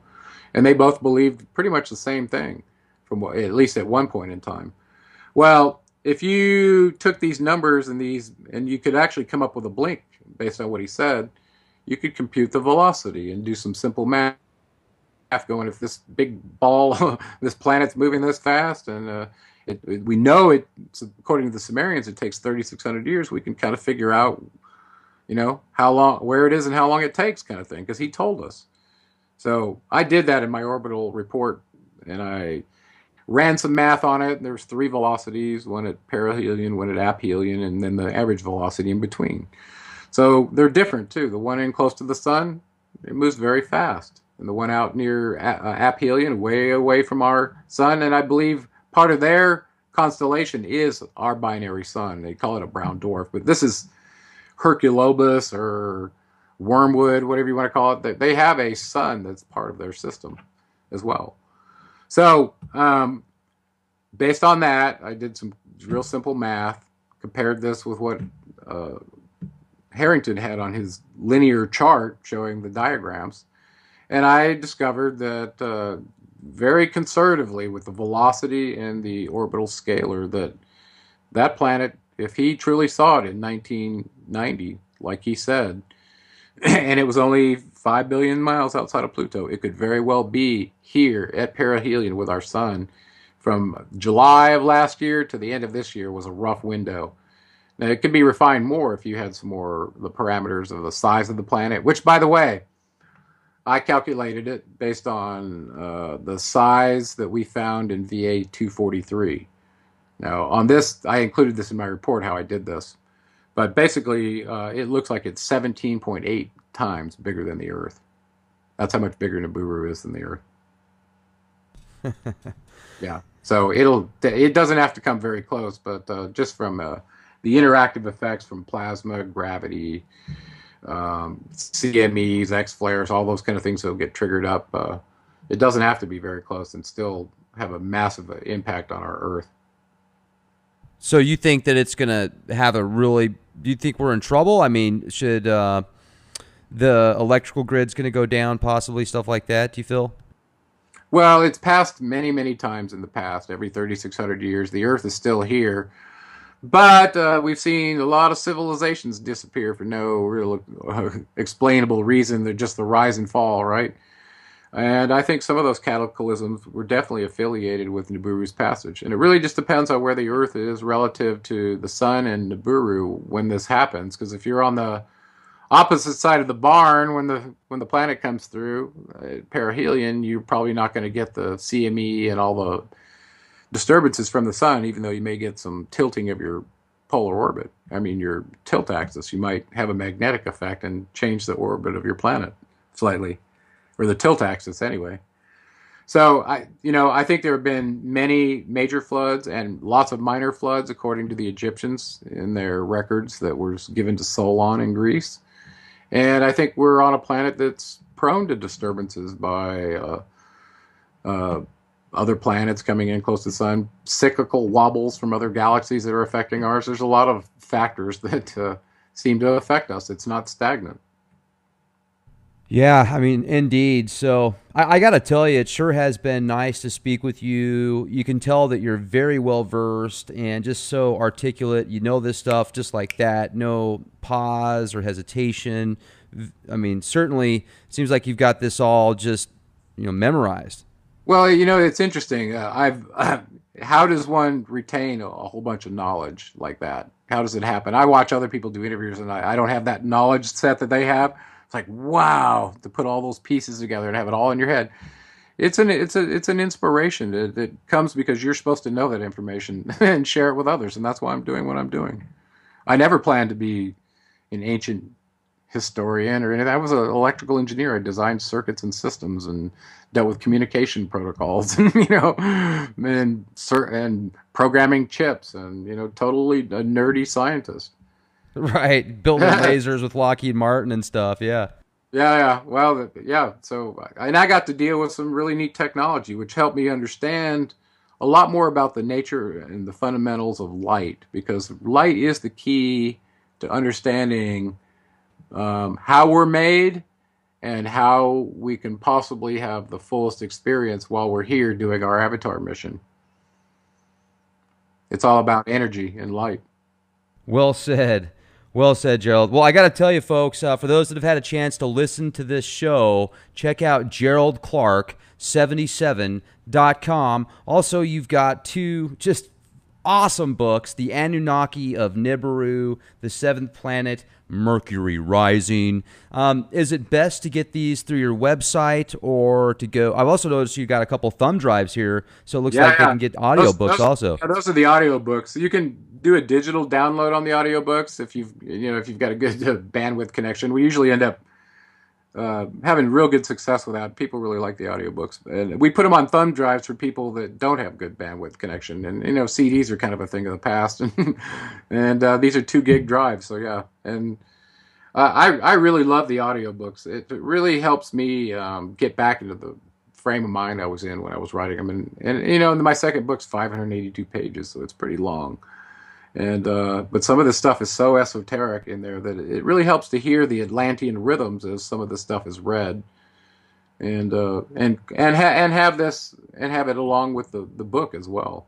I mean, what if the internet goes down? We get an EMP, and the only thing you have left are books. Right. It's always nice to just hold that book in your hand too. It feels good when the pages flip through your fingers and your thumb. It's I'm old fashioned that way too. I like the new digital stuff and everything, but when push comes to shove, I want a book. Right on. Yeah. Well, thanks, Gerald. It was a pleasure, man. Seriously, I hope we can have the opportunity to speak with you again sometime. Well, I definitely will. I think it's been a great conversation. There's a lot more we can cover. So, wonderful chat. Let's do it again. Absolutely. Will do, and you have a fantastic night. You too. Take care. Take care.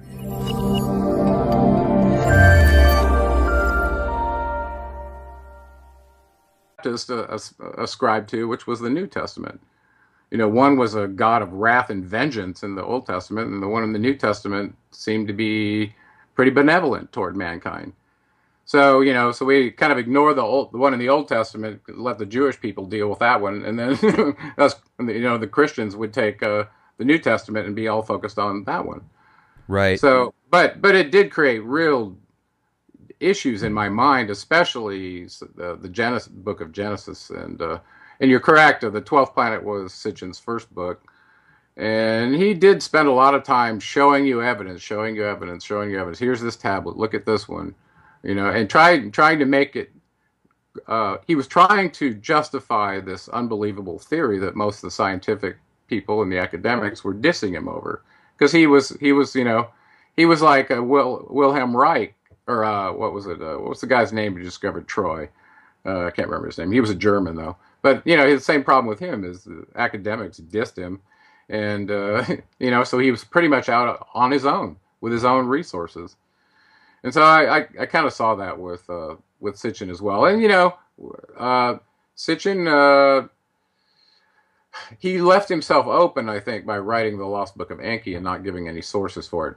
I think it was a great book, and I think it wove together a lot of the pieces that he had from various sources to tell the big story, which he did very well. He was a great writer. But I never felt like I could reference that book without references, so I never really talk about that one. But the 12th planet really opened my eyes to the Summerian documents, and I'd been looking for a culture that had the earliest writing, so I could kind of go back to the source and go, well, where did this technological chasm come between different civilizations? That's how I was approaching it.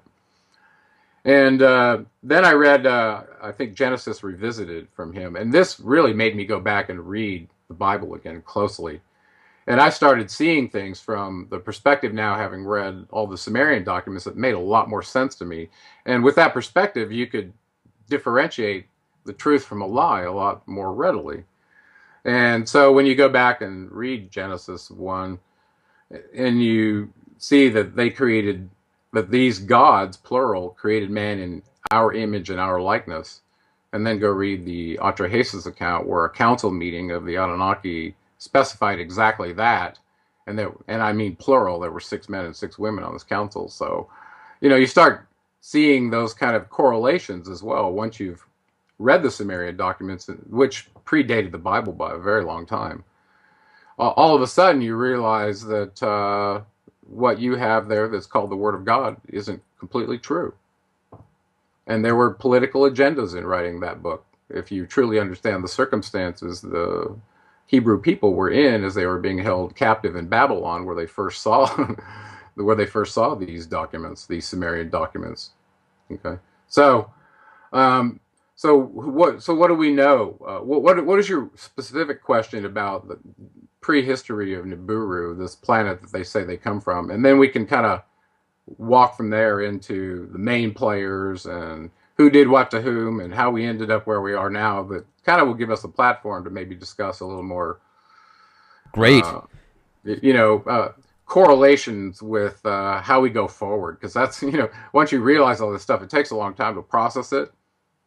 And some people years. Okay, this is like tearing out every belief system you have, and all of a sudden you're faced with this truth that's in stone that's sitting up in museums where you can either ignore it or synthesize it and realize what they were saying probably was not a lie, even though it was called a myth by by the conquering culture. 600 retrograde orbit, according to them.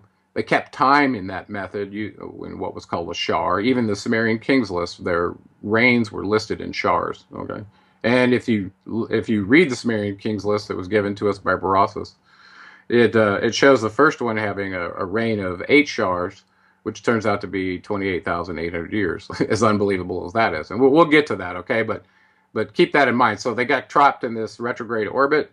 It gives them a platform, a moving platform, to see all the other planets that are already in this space. Well, they didn't get out that easily. They apparently had some collisions about the second time around their 3,600-year orbit, such that one of the satellites of Nibiru struck a planet that was in the place where the Earth is now. They called it Tiamat. It broke part of it off. Part of it became the Earth, and the other part became the asteroid belt. And at that point, one of the moons of Nibiru apparently got stuck in its orbit, and that's why. And they called that one Kingu, which is our moon, which is unusually large for our planet, you have to admit.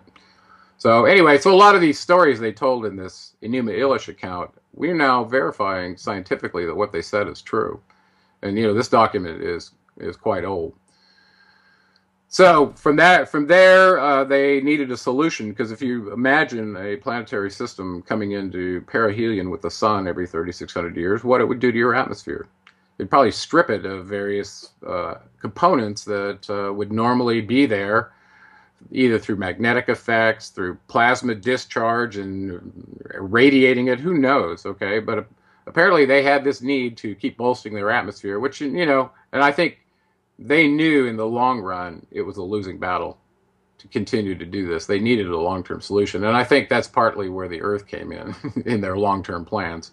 But anyway, they had an collision account in their Enuma Elish with the Earth, so they knew about it, and they called the planet Ki. Okay, and they counted from the outside in, from their perspective, since when they were out aphelion, they were the farthest planet out. So they counted inward, of the planets inward, and that if you count that way, the Earth is number 7. That's why I named my second book The Seventh Planet. Okay. So with this problem that they had, the king Anu decided to dispatch his chief scientist, who was called Enki. It was his firstborn son. He was sent to the Earth to do a couple of things. One of the primary things was to find resources to bolster the atmosphere back on Nibiru as they were coming into perihelion with the sun again. So some accounts show that he was looking in the Persian Gulf initially. That's where he splashed down and built the city of Eridu, which is right there where the Tigris and the Euphrates meet, running through the Sea of Reeds into the Persian Gulf. Okay, so that's, according to him, if he did that when he said he did it, that city's 450,000 years old, and it's still sitting there in the desert in Iraq, pretty much, I don't know, like a pile of rubble. Jeez. Anyway, so that's pretty amazing. So he came, tried to get colloidal gold out of the oceans. Apparently, if it's already in a colloidal solution, or you can use chemicals to do it and derive it that way, you already got a powder-like form that you can ionize in the atmosphere. It's very simple. Whereas, you know, if you take gold and have to smelt it somehow to get it to a powder form, or a form that could be sprayed, think about how you would do that. Would you just make it little tiny particles that you'd spray up there? It'd be too heavy. It would just fall out of the atmosphere, right? So that'd be very, very small particles. So so that was about 450,000 years ago. So Enki Enki means Lord of the Earth, by the way. So his initial title was Lord of the Earth. His half-brother Enlil was still back on Nibiru, and he was born of his father Anu and his half-sister, Anu's half-sister, whose name.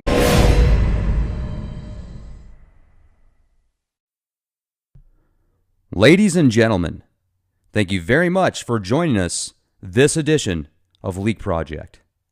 I am your host, Rex Bear, and tonight we are going to discuss the Anunnaki, Nibiru, the Summerian Tablets, the translations of Zecharia Sitchin.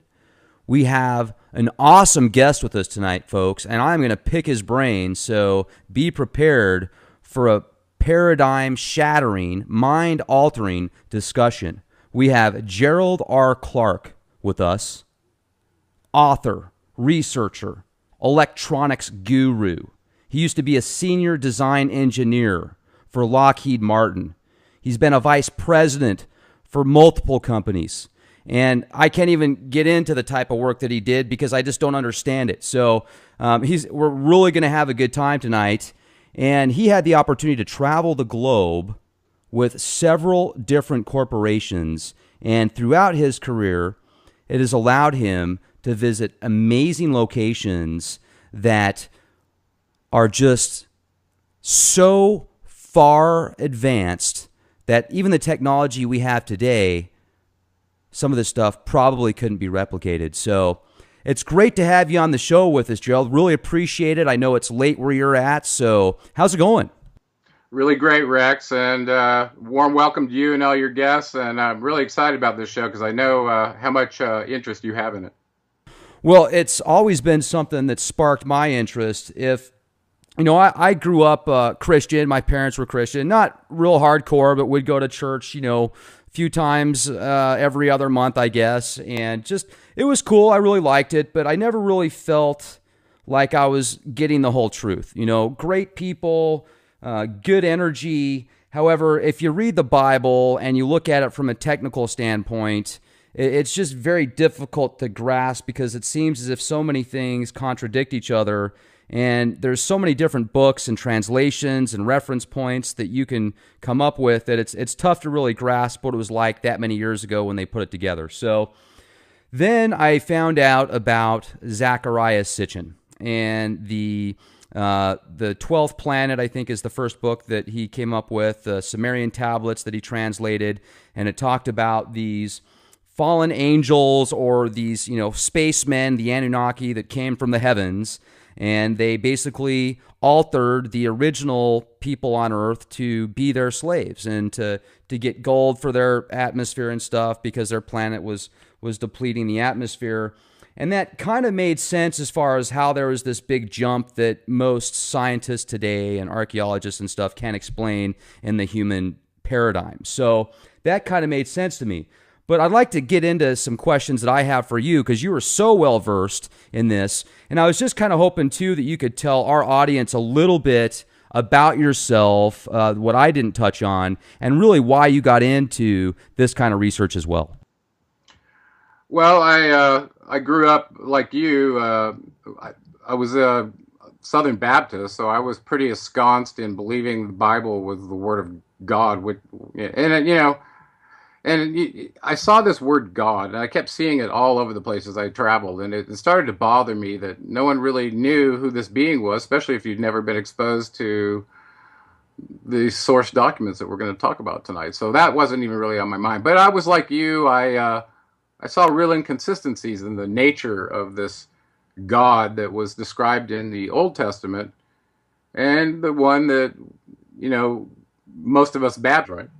Well, and here's one thing that I'd like to make a point. As far as different religions and cultures and beliefs, that's one of the amazing things about being a human being is we have the right to think for ourselves and believe what we want to. So, whatever take or mindset you have on religion, divine providence, God, if you believe in multiple gods, if you're an atheist, whatever, this is tonight just an opportunity to hear about stuff that's been documented throughout history, and the translations that are discussed have, there's multiple sources that collaborate and say, yes, this is what happened. So whether or not you want to believe it or it's 100% accurate, that's up for debate, and that's fine for you to believe. But a lot of this information is it's cutting edge because this is stuff that's been suppressed for thousands of years. When the Crusades took place, and anything that wasn't a part of the system church at that time, was looked at as blasphemy, witchcraft, and people were burned at the stake. Libraries and tons of information was destroyed because of this. So a lot of this information and what you're talking about predates the books of the Bible. And that's just incredible. So I would like to talk about the 6 women and the 6 men that were part of it, and we'll get into some of the names and the correlations of the biblical references, maybe the Greek gods, and maybe even if they connect to the Vedic gods, Valhalla and some of the Nordics and stuff. But my question was about Nibiru. Is the official version that I know about of the Anunnaki when they came to Earth was to look for gold. Is that correct? Well, that is correct. If we start back on the prehistory of Nibiru, there was a king that ends up as the main progenitor in the Anunnaki line that we like to include in the story because he was head of the Anunnaki Council, and his name was Anu. Okay, so Anu was the original king, or as far back as you can go, it was Anu. Right, and we're circa 450,000 years ago right now, and according to their records, one of the beings who was the prior king, his name was Lama. Excuse me. He was discussing problems in their atmosphere, whether to bolster their atmosphere to protect themselves against radiation using the volcanoes to reactivate them by firing missiles into them, or to create a particulate solution to seed the atmosphere. And this was a discussion they were having way back then, because you have to understand, in the myths of Mesopotamia, there's a document in there called the Atrahasis, written by Stephanie Dalley. And the document is, I'm sorry, the Enuma Elish. There's Atrahasis as well, but the Enuma Elish is the Babylonian or the Sumerian cosmogony, which essentially describes how our solar system came to be. And why it's important to them is because, according to the account, their planetary system, we call it the Nibiru constellation, all right? It looks like they have a mini sun and about 7 planets total. And each planet may have a couple of satellites. Okay. Well, anyway, this constellation somehow, according to their record, in this allegory of this epic battle in space with, think of the planets as billiard balls that are just flying around. Well, they somehow got trapped into our sun's orbit, in a retrograde orbit, according to them, that they weren't in before. And after the first time through, they described all the things they were doing at the inner planets to prepare themselves for shielding radiation, have to blow this up to get it out of the way, all these kind of things. And we didn't really understand it until we got a little more scientific, I think. They were talking about using weapons that could split an entire planet. And that reminds me of like a Type 2 civilization. Right. So anyway, they had atmospheric problems without getting too lost there. They're in a 36, was Arash. Her other name was Ki. She was nicknamed Ki, Arash. So she ended up giving birth to Enlil, and because she was a half-sister, and because of mitochondrial DNA contributions in the purity of their bloodline, he was in line to rule. Enki was not. So at this point, we're in the Persian Gulf, and Enki's trying to get gold. He brought a small band of workers with him, which he called the Ajiji. They also referred to him in the Book of Enoch as the Watchers. These were highly technical fellow gods that generally ran spacecraft, low Earth drones, all kinds of technical things to watch the state of the simulator to report back to the higher ups, okay, whether it was an asteroid coming in or too much radiation, just whatever, okay. That's partly why they were called the Watchers. So they were there to assist Enki in getting this gold from the Persian Gulf. Apparently they didn't get it fast enough. 5,000 years elapsed. They ended up being vectored to South Africa, where the Atrahasis document picks up. So at this point, apparently they weren't getting gold fast enough from the Persian Gulf, and they got vectored down to Africa, where they could mine it more significantly. This is where the Atrahasis picked up. And in the beginning of this first tablet of the Atrahasis, it describes them casting lots to divide up the territories between some of the key players that we should lay out here. We've already mentioned Anu and Enki. Enlil was the other one. The one we didn't mention was the half-sister to both of them, whose name was Nin Hartzog. And later on, we'll find out her name was Isis in Egypt. She was the medical officer that accompanied them. She was very important, because if one of them had a child with her, it would be in line to rule, because of this half-sister mitochondrial DNA thing. So she was kind of a key player for that reason as well. Okay. So they end up casting lots. Enki gets Africa. Anu goes back to Nibiru. Enlil gets Mesopotamia.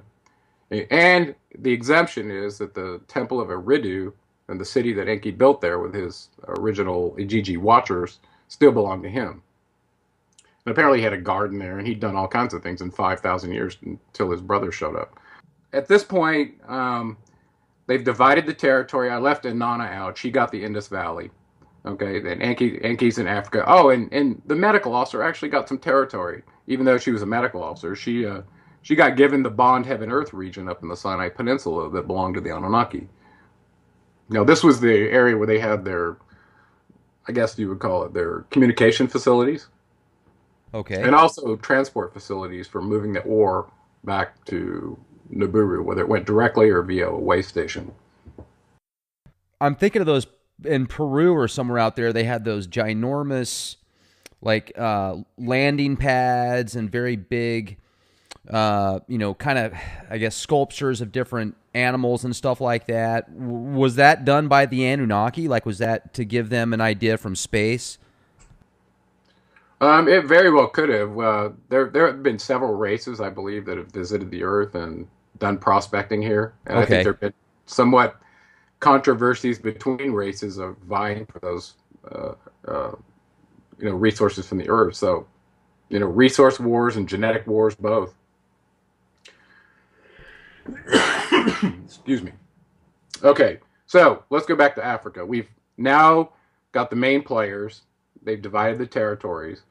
And these Ajiji watchers are signed up to come down to Africa and mine the gold manually versus this colloidal method they were originally planning to do from the ocean. Well, this is hard work. And they were understaffed. And it says they worked for an entire shar, which is 36